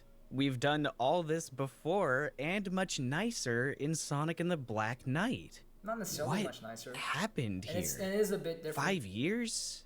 5 years was spent for this? The final stretch of Sonic Frontiers is beyond embarrassing. Despite their best efforts, the power of Super Sonic is not enough to stop the End's final gambit. And so, Sage uses the Supreme Titan for its intended purpose, negating a planetary explosion and saving more lives than just her father's, at the sacrifice of her own. As Sonic plummets to Earth among a dazzling array of falling stars, Ivo realizes that his dear daughter is not one of them. Away from prying eyes, he mourns, but soon stands tall, determined that his genius will carry on, as she always would have wanted. In that moment, he senses her in the skies above, and knows that she'll be watching over him. Unbeknownst to the Doctor, Sage's parting wish was for Sonic to look after him, despite their supposed animosity. And in the aftermath of these events, Sonic reflects on her unbridled devotion with these words. So, that was fun. That was fun. Alright, come on. You're really gonna complain about that? Sonic means Sonic. So, Sonic has officially developed into a sociopath, aware that he is a silly blue boy in a piece of digital media and that nothing actually matters to him, diverting the focus onto everyone else's personal voyage. For one last time, Tails says he's gonna go off and learn to be a man, Knuckles entertains the notion of not sitting in one spot all day, and Amy hopes to go on a road trip that spreads love to random strangers with her gal pals, Cream and Sticks. Yep, that Sticks. Yep, Sticks the Badger. If you needed any indicator that these references prioritize indulgence, I don't think that's indulgence. I think that's like introducing her character half formally. I mean, she was kind of in the Olympic Games game too, so we're kind of wondering if she would be grandfathered into the main continuity somehow. And it's nice that she is. We just need to see more of her now. For strengthening the universe's connectivity, this would be it. Do you know how many fans I've seen who actually believe that this confirms somehow that Sonic Boom is canon to these characters? Do you know how many people there are who actually think that the mention of Tangle in some random Family Guy cutaway quote is meant to tease some elaborate IDW bridge game? Or that's literally what happens, the adventures of self-reflection that Sonic's friends are because shortly after the comics were confirmed to be canon, and it adds up pretty well. So it works. To go on. People have told me what an awesome ending this is because it implies that the floodgates have been cracked wide open and that there's a whole roadmap of games and character spin-offs which will change the hierarchy of the Sonic universe. Sure, these characters were lame now, but they're telling us they'll be cool next time. But I don't think they were lame. This is just the beginning of a master arc to definitively lay all the shaky lore decisions to rest. And, well, I could comment on how gracefully planned this game is, casting immeasurable doubt on anything like that occurring. I could bring up Bumblecast episodes which do the same thing, but I think the ultimate linchpin here is the fact that a significant chunk of this is not present in the Japanese script. The game's director surprisingly localized the story himself.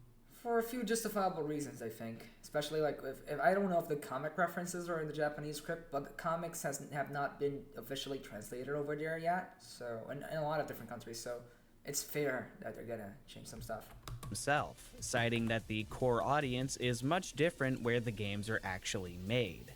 When it comes to the main story cutscenes, a lot of these references are gone. There's no Styx, and there is no Dart Gaia. These are entirely superfluous and have no bearing on anything Sonic Team is actually doing with their games. In fact, Amy still loves and wants to impress Sonic. Knuckles cares more about his heritage than getting off his island, and Tails' insecurities aren't in response to forces. The dynamic between Eggman and Sage is also a lot more one-sided, with her wanting to win his approval by the end of it all. Do I think the story works as a result?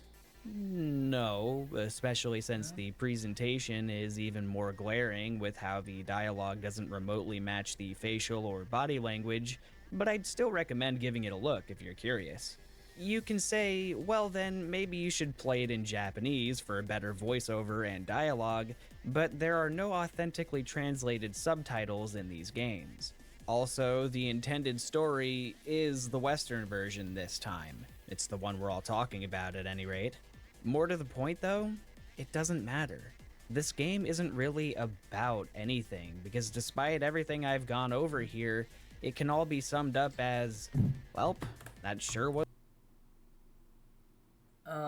Your video isn't about anything. It's just a bunch of sporadic points where you point out little issues you had in Frontiers that maybe or may not add up. A lot of it doesn't.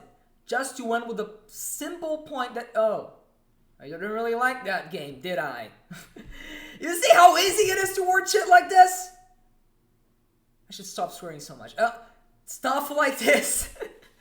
You see how actively looking for issues you have to be to find a problem with all this stuff. I'm like, yeah, you buddy, we get it. You don't want to like this game. Go ahead and do it by yourself. Don't... God, don't pretend it's all objective, though. No, there is meaning, there is a point, there is plot. You feel so enlightened by understanding something nobody else does, but maybe you just don't understand something everyone else does. Or actually, probably not that either. That would feel reductive to either of us. I don't want to be reductive to you, friend, or, dude online who I don't know, but I'm trying to be respectful here. Like, it's fine to disagree about this. It's completely fine, but you're acting so darn high and mighty.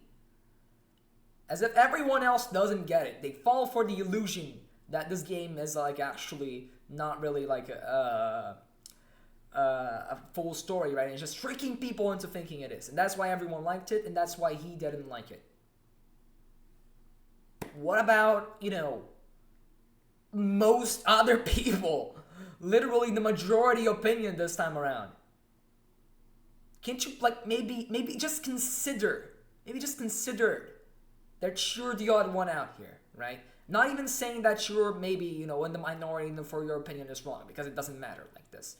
Like, I don't care. Everyone's allowed to have opinions. And if you didn't like it, you didn't like it. But you're presenting this stuff as fact. You're presenting this stuff as if everyone else is just stupid and takes anything, right? We're gonna eat anything as long as it's, decent enough, I guess. Like we want so much to pretend we like Sonic that we say these lies about the game or something, or we take it superficially and don't care. No, we enjoy the story for valid reasons. Whereas you didn't for also valid reasons, but you're trying to make it our problem, right? No, it's not our problem. It's your problem. There's like a reality where, like, you wrote this video in a much more respectful manner, literally open by saying, like, instead of going the whole that we played the same game, right, and going like so angry and like pointing out every single issue and making fun of the game and everyone who likes it by extent. saying, I don't get it, and I would love to understand it. Like, that would be such a more interesting approach. Where he's trying to see where everyone is meaning by saying they like the game. And, like, he, in response, doesn't like it, and he points out why, and then he can explain his points a lot better, and then it would come off home a lot better, in my opinion, if he were actively putting any effort into understanding why people like the game.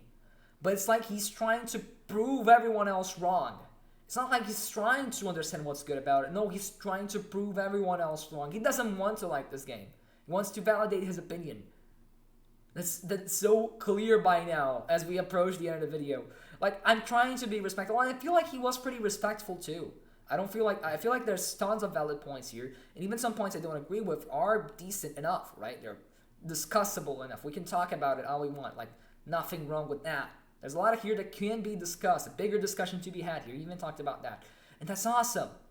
Those kinds of big discussions are why I'm here, literally why I'm making the stream, so I can like point those things out and talk about it. That's the point. That's the fun thing, the interesting thing about talking about games, you know, and discussing like media in general, right? But no, you have to make it about everyone else. You have to make it personal. You have to make it our problem that we enjoy the game and you don't. It's genuinely, it's your problem. You can make it our interest if you frame it in a way that's frankly more respectful. If you frame it in a way that's frankly a little more reasonable. At least you're respectful to the people involved and everyone else, and you're not like actively pointing any fingers at anyone. That's great. That's a great step. That's why I can say I cannot say this video is actively malicious. It's not. Seems like you're just taking the wrong approach, be it for intentionally or unintentionally selfish reasons. I don't think it was intentional. I genuinely don't think this guy's going out for anyone. He genuinely just didn't like the game and has a lot of little issues with it. But man, give it a chance. Try to see it from the developer's eyes and everyone else's eyes, and like give it a fair shot, because it doesn't feel like you're even giving it a fair shot. And okay, maybe don't. Okay, now you play the game, you don't like it. Fair. Why does it sound like you never wanted to like it in the first place? Literally never.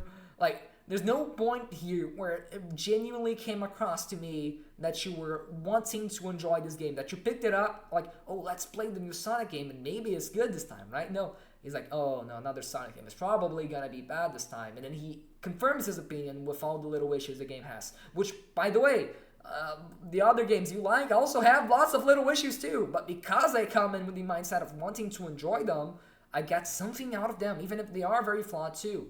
That's like Sonic in a nutshell, right? It's not even about just, you know, being ignorant or enjoying games that are actively bad and like eating trash because my standards are low or something. No, it's about looking for the good side in things, right?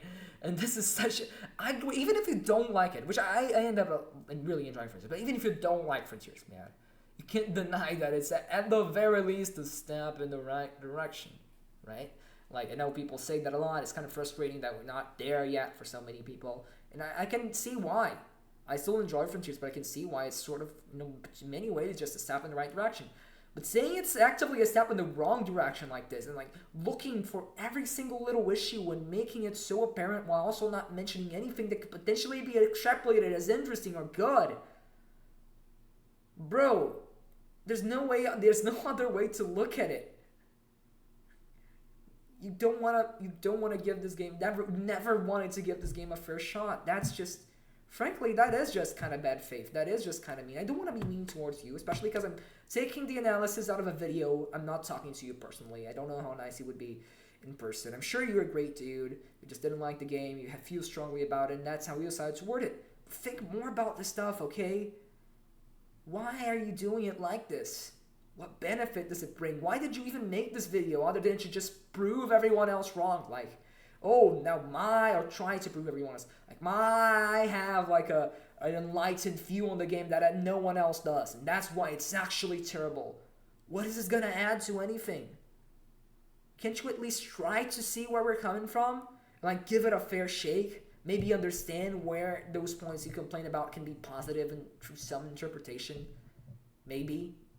No, to you they have to be bad because you don't like them personally.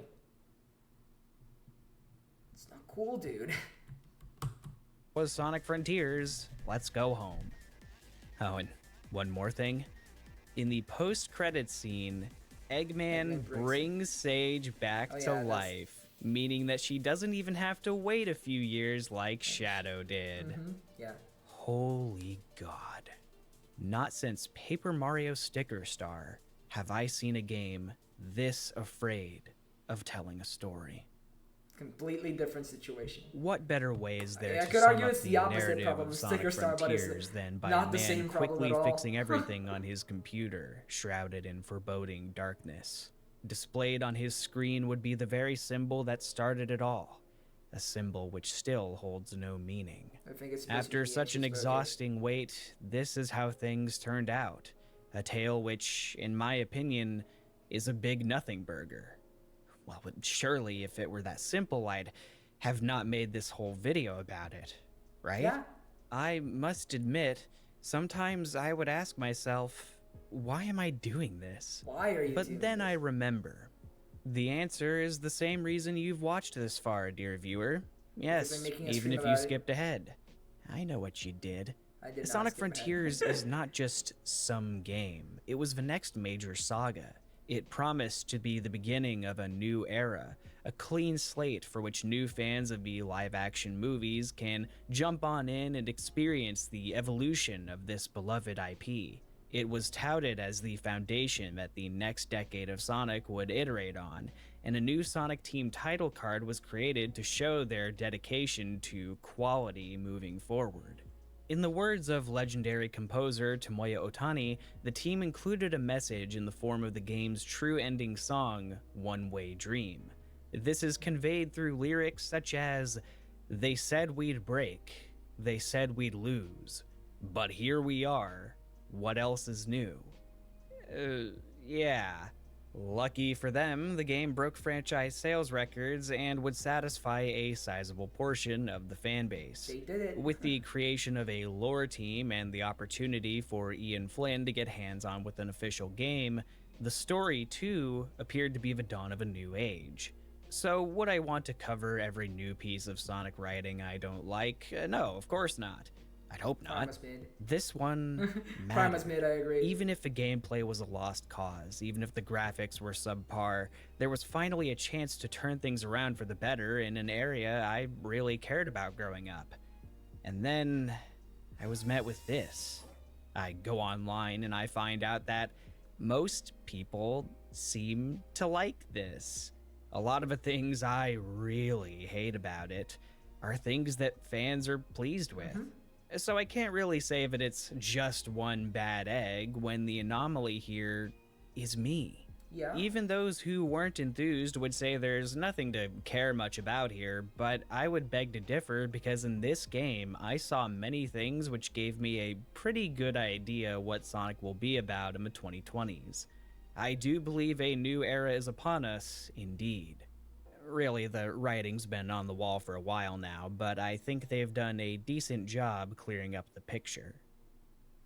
Just for clarification, I don't exactly place a lot of stock into era names, nor do I really care for the competition. I think there are good games and bad games across the board, regardless of when I got into it. Because Sonic fans get really uppity about the technicalities and implications of labels, I tend to just refer to time frames in the most neutral way I can. Yeah, 90s, 2000s, 2010s, I like that and so too. I forth. agree with that. That doesn't really take key events into account, but people get the idea. However, because I think it's fun, the name I've personally dubbed this current wave of Sonic is the Brand Era. Okay, if you dislike Normally, it so I would much, say why that are you these adding to the descriptors file? should be reserved for when history has settled, but I'm gonna go out on a limb and say that the provisional state of a series will continue. Since 2020, we've seen a great focus on brand consolidation, more direct cross-promotional goals between the different mediums. The IDW comics are designed to fit within the game canon, the classic Sonic Dimension has been swiftly retracted, the Two Worlds debate along with it, and Prime is kept at arm's length as well. The movies are the farthest removed, but even so, they are the leading factor in getting people introduced to the source material. Instead of having many of those identities to overwhelm the new consumer, steps have been taken to build a general Sonic image. What better way to show this than by finally getting rid of that 2015 banner? Thank you. The series has always tried to broaden its appeal, but now more than ever before, the strategy has been to make it a marketable, recognizable, sanitized entity. Where this ties back into writing would be things like the Fast Friends Forever initiative, which featured character artwork and updated bios that, shall we say, reflected their current status. Amy's pushed herself to grow as an adventurer in order to bring love and peace to the world. She may not be chasing after Sonic anymore, but he's still #1 in her heart. While Sonic is his bitter enemy, Dr. Eggman can't help but respect his incredible skill and spirit. Likewise, Sonic genuinely respects the Doctor's tenacity, although he wishes he'd use his genius for good. Oh gosh, yeah, and all this is not even really getting into the IDW comics. I'd be here all day. It stands to reason, though, that if IDW is canon to the games, then nothing too exciting can really happen in these books, because then the game world would have to account for it. Although they are not... are you expecting the games, like every freaking... Like, there's a status quo, right? Sonic has always had a status quo, and it barely changes. If anything, Frontiers is the closest thing it got to changing. Now, we're gonna see the repercussions of that later, maybe, hopefully. I can only hope so. But otherwise... the comics can be as exciting as any of the games that didn't really matter that much at the end of the day were, you know? Like, freaking... No, okay, aside from arguably Frontiers, because it's actually trying to do this, no game always goes like, oh yeah, Chaos, do you remember Chaos? Remember? No, it happened once, and that's it, and we move on, because no game is always going to be always referencing everything that happened, right? Sonic has too many stories at this point where everything has to matter all the time. We saw with Metal Virus, we saw with the current arc, we saw the Surge arc, like, there are steps to be made to make these stories interesting and dramatic, and they work really well within that context, and it doesn't mean they can't be meaningful. Maybe the games will avoid mentioning them in an effort to avoid overwhelming players. That's what games have always done anyway. To realize Sonic Adventure 2 is barely a sequel story-wise to Sonic Adventure 1. Like, it's not a sequel to Adventure 1 from a story perspective, it's just one from a gameplay perspective and a release time frame console perspective. Same goes for the comics. Restricted by the woes of game design, these are effectively destined to be the filler stories between notable game releases. The most story that can be told will be with its own characters, only cementing an OC stigma. Likewise, the games aren't going to organically follow up on the events of IDW because it's run on a completely separate schedule that doesn't even apply globally. On top of this, it's no secret that major restrictions are still placed on certain characters to keep them on brand, avoiding any of the risk that might come from progressing them to a point of no return. So although there's some much desired control in recent years, it's all for the purpose of bringing Sonic to a position of safety, of stagnation. Embracing new interpretations like other multimedia properties is not a priority, though fans are still free to do it themselves. The stories told with these characters will serve to complement or reiterate their given character Bible descriptions, and they shall continue to act as avatars, much the same as Mario and friends.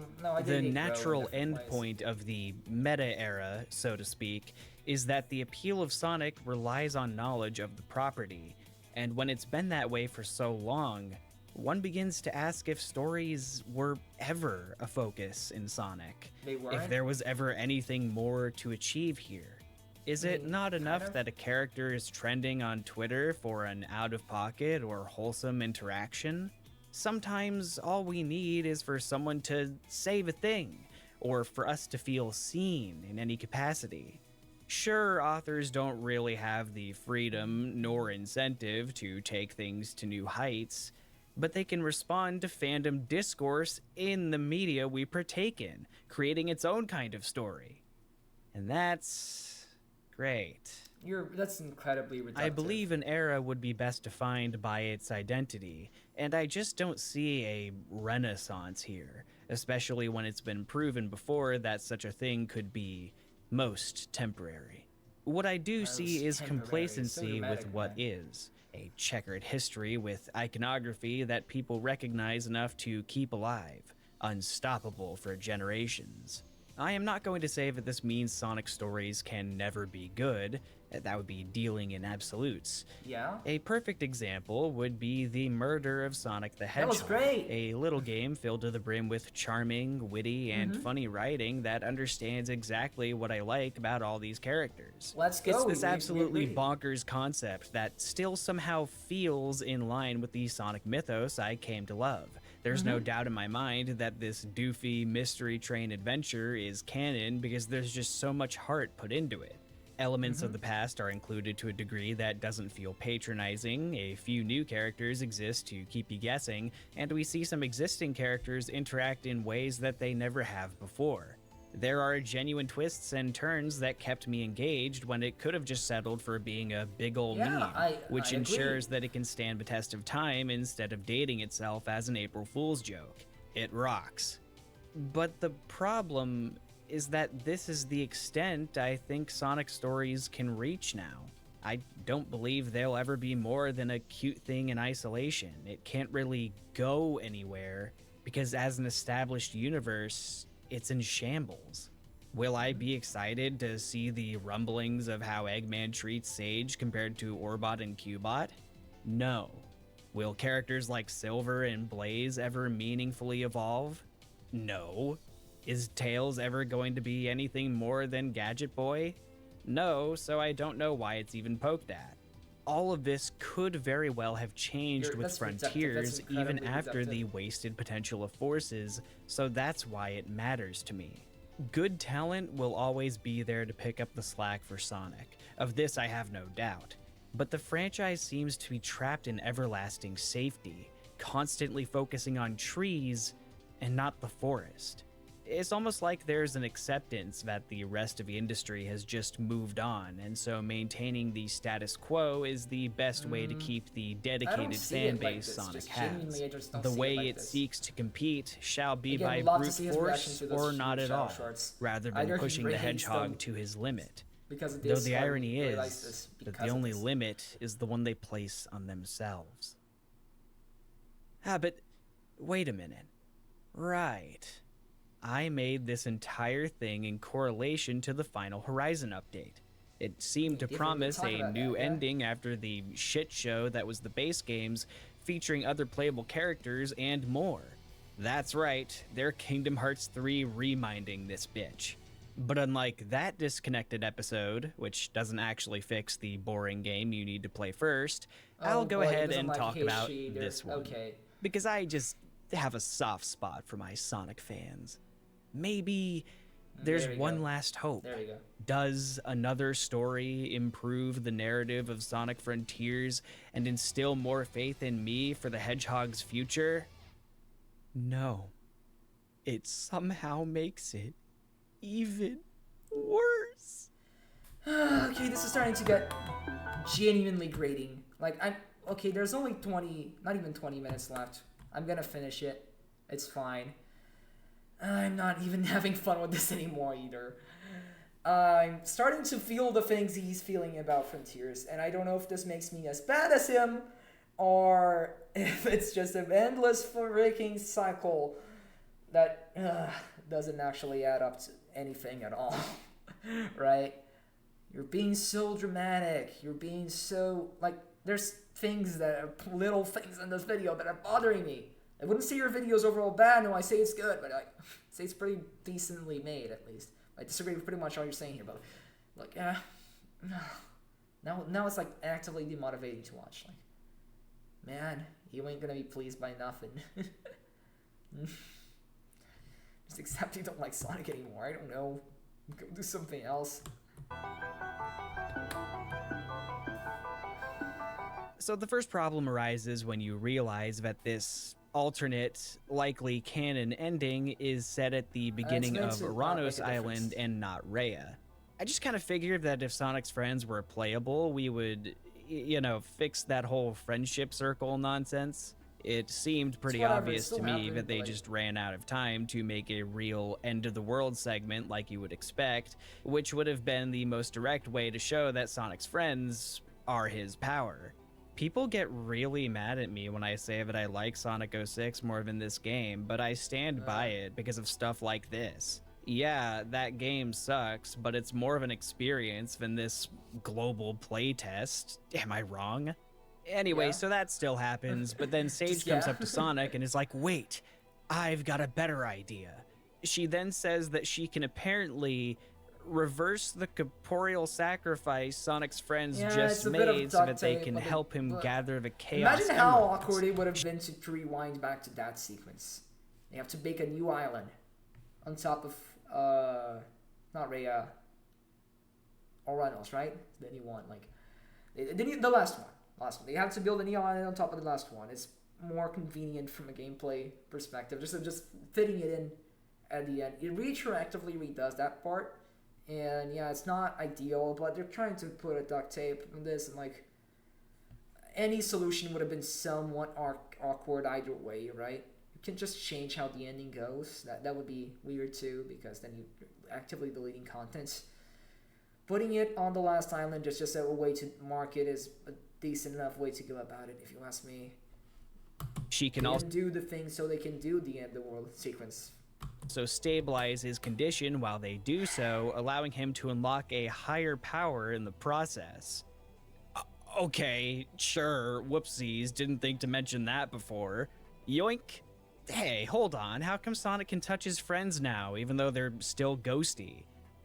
Whatever, who cares? I'm sure there'll be an explanation in some random YouTube diary or I don't know. Now, this may be the super climactic final chapter for real this time, but make no mistake, the signature Frontiers writing style is here to stay. The very first cutscene just can't help itself. It contains not one, not two, but 3 incredibly forced Sonic the Hedgehog references, all spaced out with Kingdom Hearts level pauses so that you can spew cherry Kool-Aid all over your screen. Please, no tedious speeches about the superpower of teamwork. I like that plan. Let's do it to it. Please, I live for time trials. Let's go already. Goodness gracious, it's become a parody of itself. Actually, that's a pretty apt summation of this new ending as a whole. You might think it would improve the areas where the game's story was criticized, but oh no, it just doubles down on it, man. You want more referential dialogue, complete with song lyrics? We got 'em now. Do you want more explain writing for questions you never even asked? Well, we got more of that too. Did you know that Big the Cat isn't actually in this game and is a mere figment of Sonic's recollection? Even though the kind of funny joke before was that he miraculously ended up in cyberspace for some unexplained reason. Yeah, now they're going back well, now and you know explain how that works. Did you know that the stacks of rocks on the islands are actually leftovers from a cultural game that the ancients played? Good thing those aren't graves you're crashing into like fans theorized. Did you know that not only are the reused level layouts digital reconstructions of Sonic's memories, but the random blocks and rails are too? It's proximity based. Sage can't even see the pop-in. But the Coco are standing on the memory platforms? Digital figments of cyberspace too. But let's not forget the most pressing question of all. What on earth does zap mean? Well, mateys, we've got our answer in some obscure side interaction. It means nothing conclusively. It's a tease for the next game. It apparently seems to represent a god that the ancients believed in and that Sage believes is still out there. So, in other words, make your own answer because this was a marketing teaser blown way out of proportion. Well, points for subtlety, I guess. Ooh, boy, let's go talk to Amy now that she's properly joined the party. Get some good chemistry in here. Oh yeah, some of them are... I'm not just a damsel in distress anymore. I'm sorry. It's just... Forgot, you know, CD, where she, and also Adventure 1, she was a damsel in distress. This is referring to that. This was my big moment to prove myself. But I don't think I can do it. This is good. This is really good, Tails. Wow. But don't worry, I'll take care of it with my fists. If anything stands between me and the emeralds, I'll smash it with my fists. Stop ordering me around, or I'll use my fists on you. I didn't even notice that quirk. Jesus. Yeah, you know, playing this update that we all waited in bated breath for, I really had to question if I was just wasting my time on something clearly made for little tykes. Thank you. Thank you. There you go. There you go. That's what I mean. That's what I mean, right? Wow, you're taking all of us down with you. You really didn't like the game, so we must be stupid little brain children, if we do like it, because we're just stupid little tykes or whatever. That's what I mean. That's what's so infuriating about this video to me. Man, well, okay, you don't like the game. We get it. Could have made this a lot shorter. Why? Why does it have to be so personal? Why does it have to be about us? As if the people who enjoyed it somehow make the game even worse to you. It's not for you, man. Point out why. Explain. Maybe mention you maybe wanted to like it, you know? No. You just like everything fundamentally about this game is wrong and made for children, and everyone who likes it, like by implication and extension, are just man-children or children. No, man. We see value in this stuff. The stuff you don't like. And that's okay. It's fine to like stuff, and it's fine to dislike stuff too. Why does it have to be like this? Now I'm getting reasonably angry about it, which it really shouldn't. These are just video games. It shouldn't matter. Media is important, right? Media really is important. It means stuff. That's why it's good. That's why I talk about it in the videos. That's why he talks about it in his videos. But you know, at the end of the day, it's just something you buy, you play, and that's it. Right? It's over. You might like it, you might not. $60 and your time. Whether that's worth it or not is entirely up to you and your experience. Why does it have to be so personal? Oh, made for little tykes. Oh, so stupid, so whatever else. Man, you know people liked it. You mentioned it. Yet you still refuse to try and see why, or maybe understand that it's just not for you, right?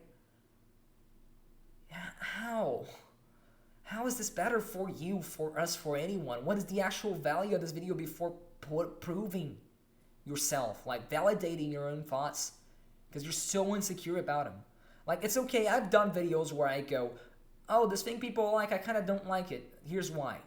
But at least I'm not, like, being so freaking antagonistic about it, right? And this is not even, like, a defense of myself. Like, I've been rethinking this stuff, too, and I've been thinking of doing a different approach to that kind of video going forward. Because I don't know if I like that kind of stuff anymore. Just being so, not even being negative, but being antagonistic like this. Like, it's not constructive. This video is not constructive of anything at all. It's just pessimistic. It's just a downer. It's kind of depressing to watch, honestly. This is kind of draining me. Like, this entire video is draining me as much as, like, the entire Sonic discourse on Twitter is also draining the hell out of me. That's why I'm making that video on gaming discourse as a whole. I'm so freaking tired of all this. I'm genuinely so done. I want to sit in my corner, enjoy the games, and be excited about them. And, like go in my echo chamber. Even though I like discussing games, I like talking about games and what makes them good and bad. As I mentioned, I like that kind of stuff. But you guys make it so unbearable. Oh, God. Still have to handle 10 minutes of this? I'm just doing it for the video by now. Just doing it for the stream, for the sake of, like, finishing what I started. But this is genuinely exhausting to watch. I swear, if I were watching this by myself, I would have left the video, like, a good while ago. Good points aside, because it has some good points. I agree with some of this, and that's the point. I don't think everything here is invalid, but it's the way he presents it and the abundance of just depressing negativity. And it's not even like, okay, oh, you're being toxic. No, I see the problem with the game too. I'm not being toxic. I just like enjoying games for what they are, rather than what they aren't, or what you want them to be, right? It's okay to be frustrated or sad about a game. I don't like Forces either. That game is a joke. But like, man, if you like Forces, more power to you, buddy. I would love to hear your reasons why. Character creator, sure, that's pretty good. The music is awesome in Forces, too. I just feel like the gameplay is too flat and kind of falls flat on his face, especially the story. So the gameplay and story, so the two biggest things. But, you know, it's fine. It's fine. Why are you wording it like this? Why are you so damn resentful? Does it really help you? Is it really better for you? Like, yeah, we do the Mickey Mouse Clubhouse memes about crying because it kind of is written, and I mean, it's not that well written, to be honest. And but like I've heard some people say they like it, and I'm like, damn, that's dope. And also that has some good animation. It has some stellar voice acting for the Sonic cast. Anyway, as far as like a new cast for Sonic, those guys are pretty good. You know, there's a lot of good stuff there.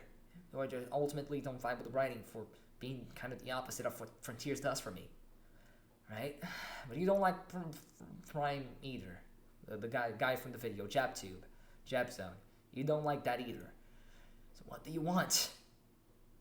Everything you've done now is complain. Maybe say, oh, how Frontiers, which by the way is also terrible, is better than it. So like, do you even like Sonic? Buddy, look back and think, do you even like Sonic anymore at this point? And I'm not even talking just about the new games. Like, do you actually like the old games? Because they have a lot of the same issues. But you seem to be fine with that. What are you doing? Do you care just because of a sense of nostalgia? Because you used to like these games in the past, but now you don't anymore? And you're trying to cope with that and not understand it fully? Do you still really like the old games? Or do you just pretend to, for the sake of making a point? Because it seems like nothing Sega will do will please you, aside from like the game you liked enough, which is Murder Sonic. You complain about being not moving anything onward because it's just the characters being themselves, which is the point of that game, and it's fun because of that. You want? Genuinely, I can't. Looking at your points here, I can't imagine anything that would please you, anything at all. You're predisposed to dislike Sonic at this point. It's not healthy. Then stop talking about it. Yeah, it's just better for everyone. Frankly, this is exhausting to watch through. Salvation, a sign from on high. Oh, thank God. All the most noteworthy Final Horizon material to comment on has to do with its honestly atrocious game design. Yes! There's not a whole lot more to add when it comes to another story's story. It's more Frontiers, baby. But I did say it makes the ending worse, and somehow. Yeah, I'm not getting around. Despite the direct assistance by Sonic's friends and Eggman, the finale still finds a way to drop the ball, and does so in a way that I could not have foreseen. I don't like the final boss that I thought much. this was like I like the a given, right? We're gonna have this super cool additional fight where the end turns into some demonic monstrosity, the moon acting as its shell. Sonic's gonna need to go Super Saiyan 2, or perhaps further beyond, and even then, he's gonna need some help. So it would follow that in addition to Sage piloting Supreme, Sonic's friends would take... I do have some issues with the Final Horizon ending because it kind of threw away a few things I liked about the base game ending for the sake of making a cooler boss fight, and also having that be poorly designed too. Or like somewhat poorly designed, poorly explained at least, poorly conveyed. Yeah. But... You don't like either. What do you want? Again, just what do you want? Up the mantle of the other Titan pilots. After all, this update showed us the process of these similar personalities passing the baton to our young heroes. In this game overtly filled with anime tropes, would it not be the coolest thing to have a giant multi-man mecha battle up in space? I thought the same thing, and I was somewhat disappointed by the change in direction for the ending too. Yeah. But you're like, none of this was actually promised. This is just what you maybe thought would happen. You just didn't take that route. Game's just not that. That's fine too. That was the whole point of this text blurb at some point in development. Yeah? Well, instead of getting that, we got to play in the McDonald's play place for a few hours, and then fight a version of Supreme that blocks the camera with trees!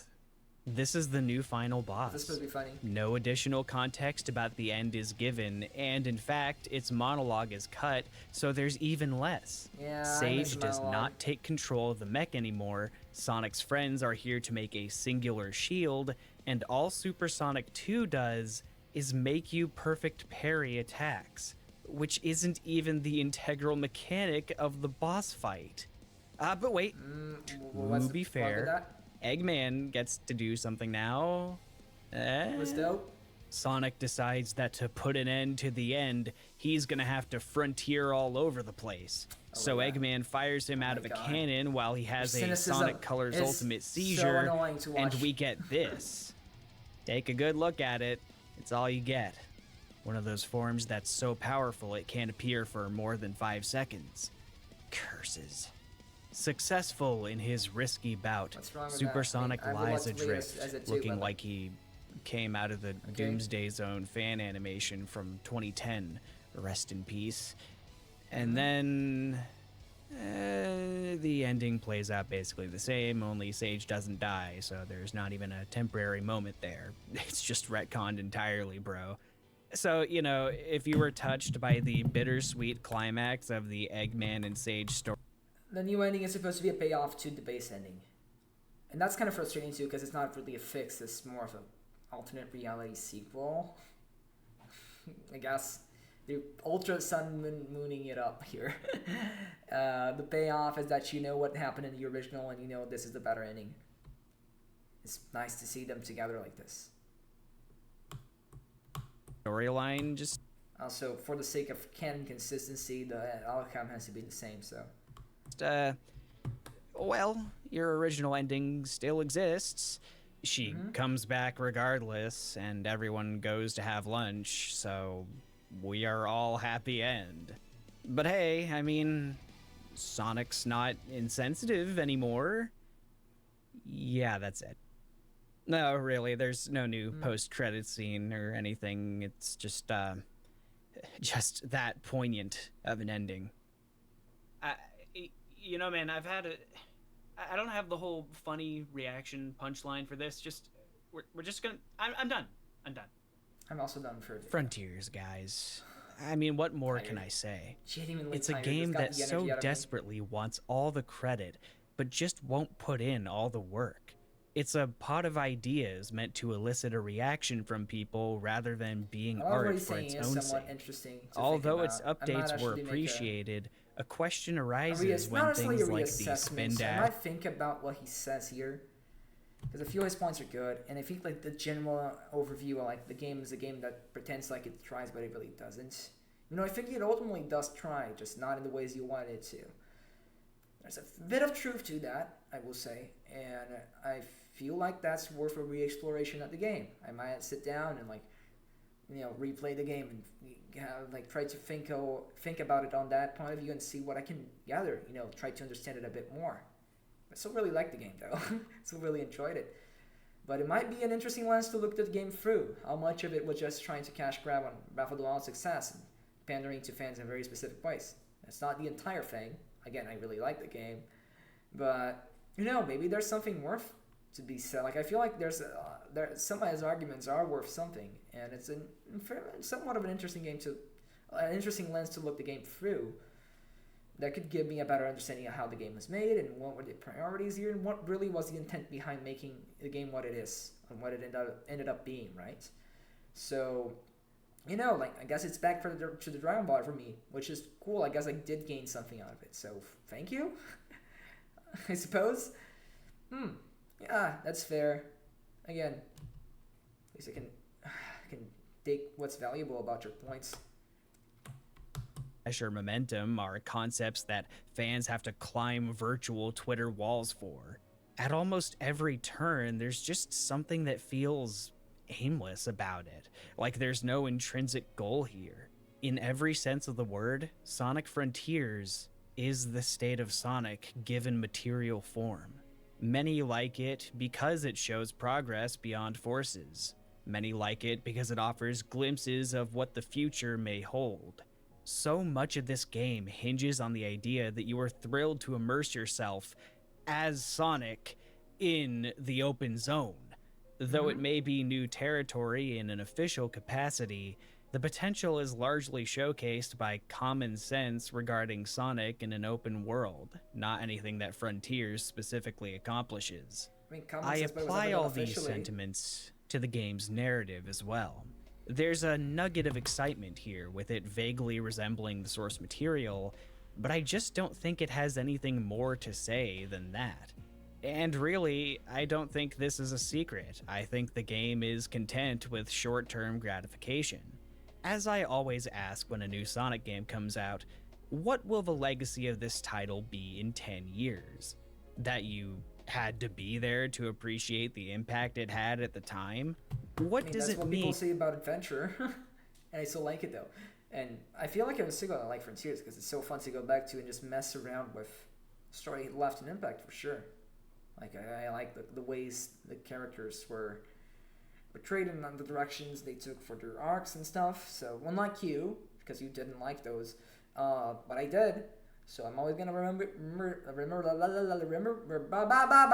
English is hard.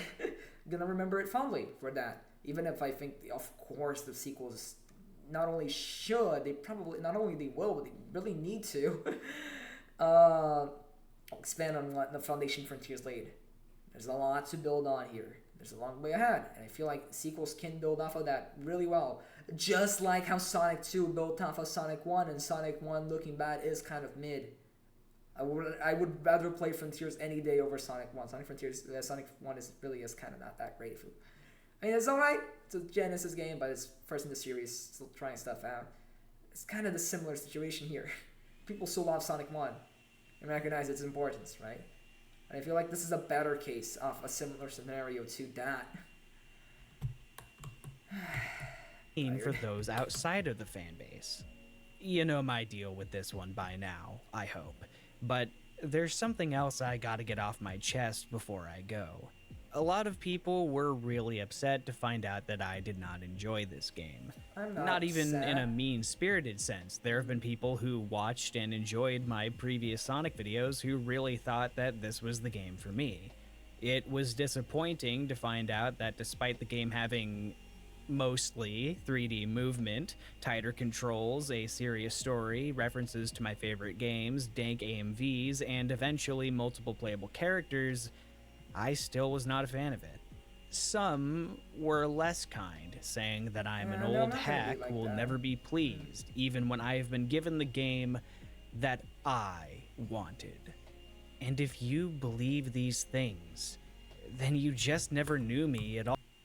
I mean, I was saying that across the video mostly because that's the impression it gave me at certain points. I'm genuinely puzzled as to what you want by now. But I don't mean this in like a mean-spirited way. I still think like it's kind of a bummer that I didn't enjoy it. I just don't like how you're presenting your opinion to us. I think a lot of your points have value. I might go back to it and think about it. It's just that, I can't even take it anymore, man. Certainly not from content that I made 4 years ago. I don't care about the adventure games being paid tribute. I don't care how dark or edgy the game is. I don't care what anime the game looks like. And I certainly don't care about addressing the sins of Sonic Forces. None of these dumb talking points were ever what I wanted people to focus on when I shared my beliefs, because what I care about is a game having heart, integrity, and feeling. Something that can shake me to the core and provide an unforgettable experience that these surface-level checkboxes could never quantify. There's no one thing that made Sonic work for me aside from conviction. And if Frontiers is that for you, then I'm not out to get you or what you enjoy. Took you long enough to say though, that, thank you. I don't think there are any more excuses. People are insisting that this game just didn't have enough dev time, and that if we use 5 years as the starting point, then next time we can see Sonic reach its potential. It's more budget complications than time complications. Sonic has been messy over the last few... I don't know if decades would apply, but at least the last few years. About the last decade or so. And Frontiers is kind of like healing from that. And like I don't think it's suffered necessarily from lack of dev time, more lack of budget and team, like as in staff, right? And that kind of shows, but that's mostly the fault of the higher ups. I feel like there's a lot of love put into what is there. Potential. And if that's the case, then there will be children who were born during the development of Sonic Forces who are 14 years old by the time we finally, maybe, hypothetically, get an unconditionally good Sonic Team game again. Outrageous. Okay. I made this video because I want the other side to be heard as a new generation begins, as our memories fade and our expectations are reset. I know there are others who feel the same way, and I think it's important for those voices to not seem so retroactive this time. If Sonic is to continue responding to itself or to its fans, framing that alone as content, then it's destined to repeat the fundamental mistakes that made it this way. But hey, I can talk all day about what I prefer in my Sonic stories, so why don't I just show you what I would want? To thank you all for your meaningful support, I am creating a conceptual adaptation of Sonic Forces, which will include fun pictures by yours truly. If you want to closely follow my progress as I finish it up, you can do so by joining my Patreon. Speaking of which, I want to give a big cyber thank you to my patrons, namely Zapdog, Snackago, are we over? Mama Luigi, Oh, that... World of this one-way meme. Every long-ass Sonic Frontiers video has to end with the one-way dream piano. I literally ended my video with that. Okay, we're over. Final thoughts. Okay, a lot of mixed feelings. And I got not only like there's a lot of mixed feelings here, but I also get a lot of mixed feelings from like his perspective and what he's talking about. I'm kind of like, I'm a lower tone right now because I'm just kind of tired by now. Just watching through this and having to address this and talking about this. I feel like a lot of his points are valid. I feel like he says some things that are at least interesting to look at. Maybe trying to understand the intent behind the game as it was being developed, right? What they were trying to make it. And then what ultimately came out of that, right? Because I still enjoyed Frontiers and that's not going to change, right? But maybe seeing how maybe development was a little more cynical than I first saw it as. There's nothing wrong with like understanding that, even though I still feel like the game has enough heart to make up for any potential initial, like, I don't want to say, because I don't feel like it was plagiarism or copy of Breath of the Wild. It's at worst inspiration, right? It's taking a lot of cues from that because it works, but also it kind of works in Sonic 2 in a different way, and I feel like Frontiers is distinct enough to be that. But the idea that Frontiers can be derivative from Breath of the Wild and just trying to appeal to certain aspects, and unlike Forces, it just kind of nailed it this time instead of like messing it up, because Forces felt like they were trying to appeal to different fans and didn't work. Maybe Frontiers is that, but working. That's somewhat fair to look at. It might lead me to like, now I gotta replay the game, sit down, and maybe see where maybe those things shine through. A lot of his punctual, specific criticisms of the characterization and dialogue I just flat out disagree with. Just think it's maybe not even a misunderstanding, just I just don't see these characters the same way you do, clearly, and the intent behind what's being written in the page here, I don't know, to me it seems like it hasn't come true to you, like it's this close to understanding it, but you really don't, or maybe you just don't want to. It feels like you get it, but you don't want to believe like the actual thing that's going on here. I want to believe your version of the story where everything is bad and depressing and sad and nothing's ever good gonna happen again. Nothing good is ever gonna happen again, right? Sonic is never gonna be consistent again, right? It's good that you're making this video. I get it now that you're making it so it doesn't seem interactive, so you got your point out there. So, because it's always good to have your voice heard, right? I've been on that side too, like on your position, where, for example, I made that negative video on Prime because I didn't like Sonic Prime that much, but at least like I feel like I was more respectful about it than you were.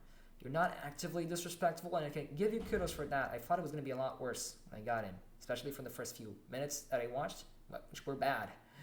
It feels like you're conflicted on how much you actually, I don't want to say dislike or are trying to be mean to the people who like the game, because you clearly are not, at least not intentionally. I don't think that's the point. I think your humor, your brand of sort of like dramatic writing and like trying to make it sound, ooh, so bad, even if it is ironic, right? You're trying to be ironic and funny, and I guess that's the joke, that's the point, right? But it comes off as so mean-spirited to me.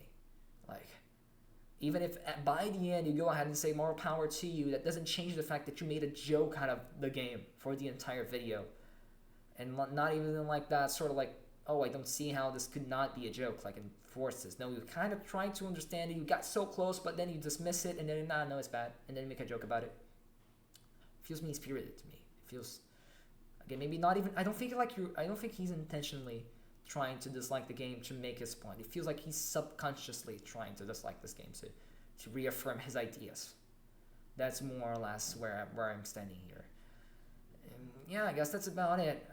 Kind of a downer. This stream was kind of a downer in general, just by being just me watching this video for a few hours. And the last one was at least more heated. Now I'm just genuinely just drained from this whole thing. I'm glad I watched this though. For my own reasons, like at least like I'm somewhat glad I watched it. I don't know if it was worth it, but I'm glad it happened, because for as kind of unbearable as this was to watch, at least I got something worth it out of it. So this, some of his points are interesting. I'll give him that, and they give me things to think about, which are great. I also understand why he made the video, which is good, even if it took me a while.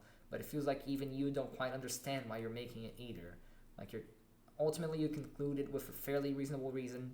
But it feels like at certain points, no, you're not trying to do that. You're just trying to make fun of the game and the people who like it. And it doesn't feel good. It feels like mean-spirited, even if probably subconsciously. I don't feel like it was intentional. I don't think you're trying to be a bad person. I like the initiative of rewriting Forces. That's a cool idea. I'm willing to see that. That looks cool. Great idea for a project. But yeah, that's it. I suppose it's more of like complaining what the game isn't than actually looking at the good things that actually does and enjoying that, right? Which is not my approach for games, not my approach for game analysis, for media analysis. That's just not how I see media in general. So yeah, it's fundamentally a different approach, which fair enough. I can't really be angry at you, as in like the guy, as in jab. It's fine. I suppose it's fine. Just really gives a bad taste in my mouth by the end. It just, yeah, I don't really like the approach. But yeah, thanks everyone for watching. I'll maybe try to do a different stream, maybe actually play something finally. Maybe later this week if I have the time, because I really want to test out what this bad boy of a PC can do. Really excited about that. Genuinely excited about what they can do. So maybe we'll see you sooner. I'll see you sooner rather than later. Videos, I'll still need to get back to those. Kind of on a hiatus. But I'll try to make the next video as soon as I reasonably can. So stay tuned for that. And good night, everyone. Let's hope. I hope this wasn't too much of a downer. See y'all next week or whenever else. See y'all soon. Love y'all. Good night.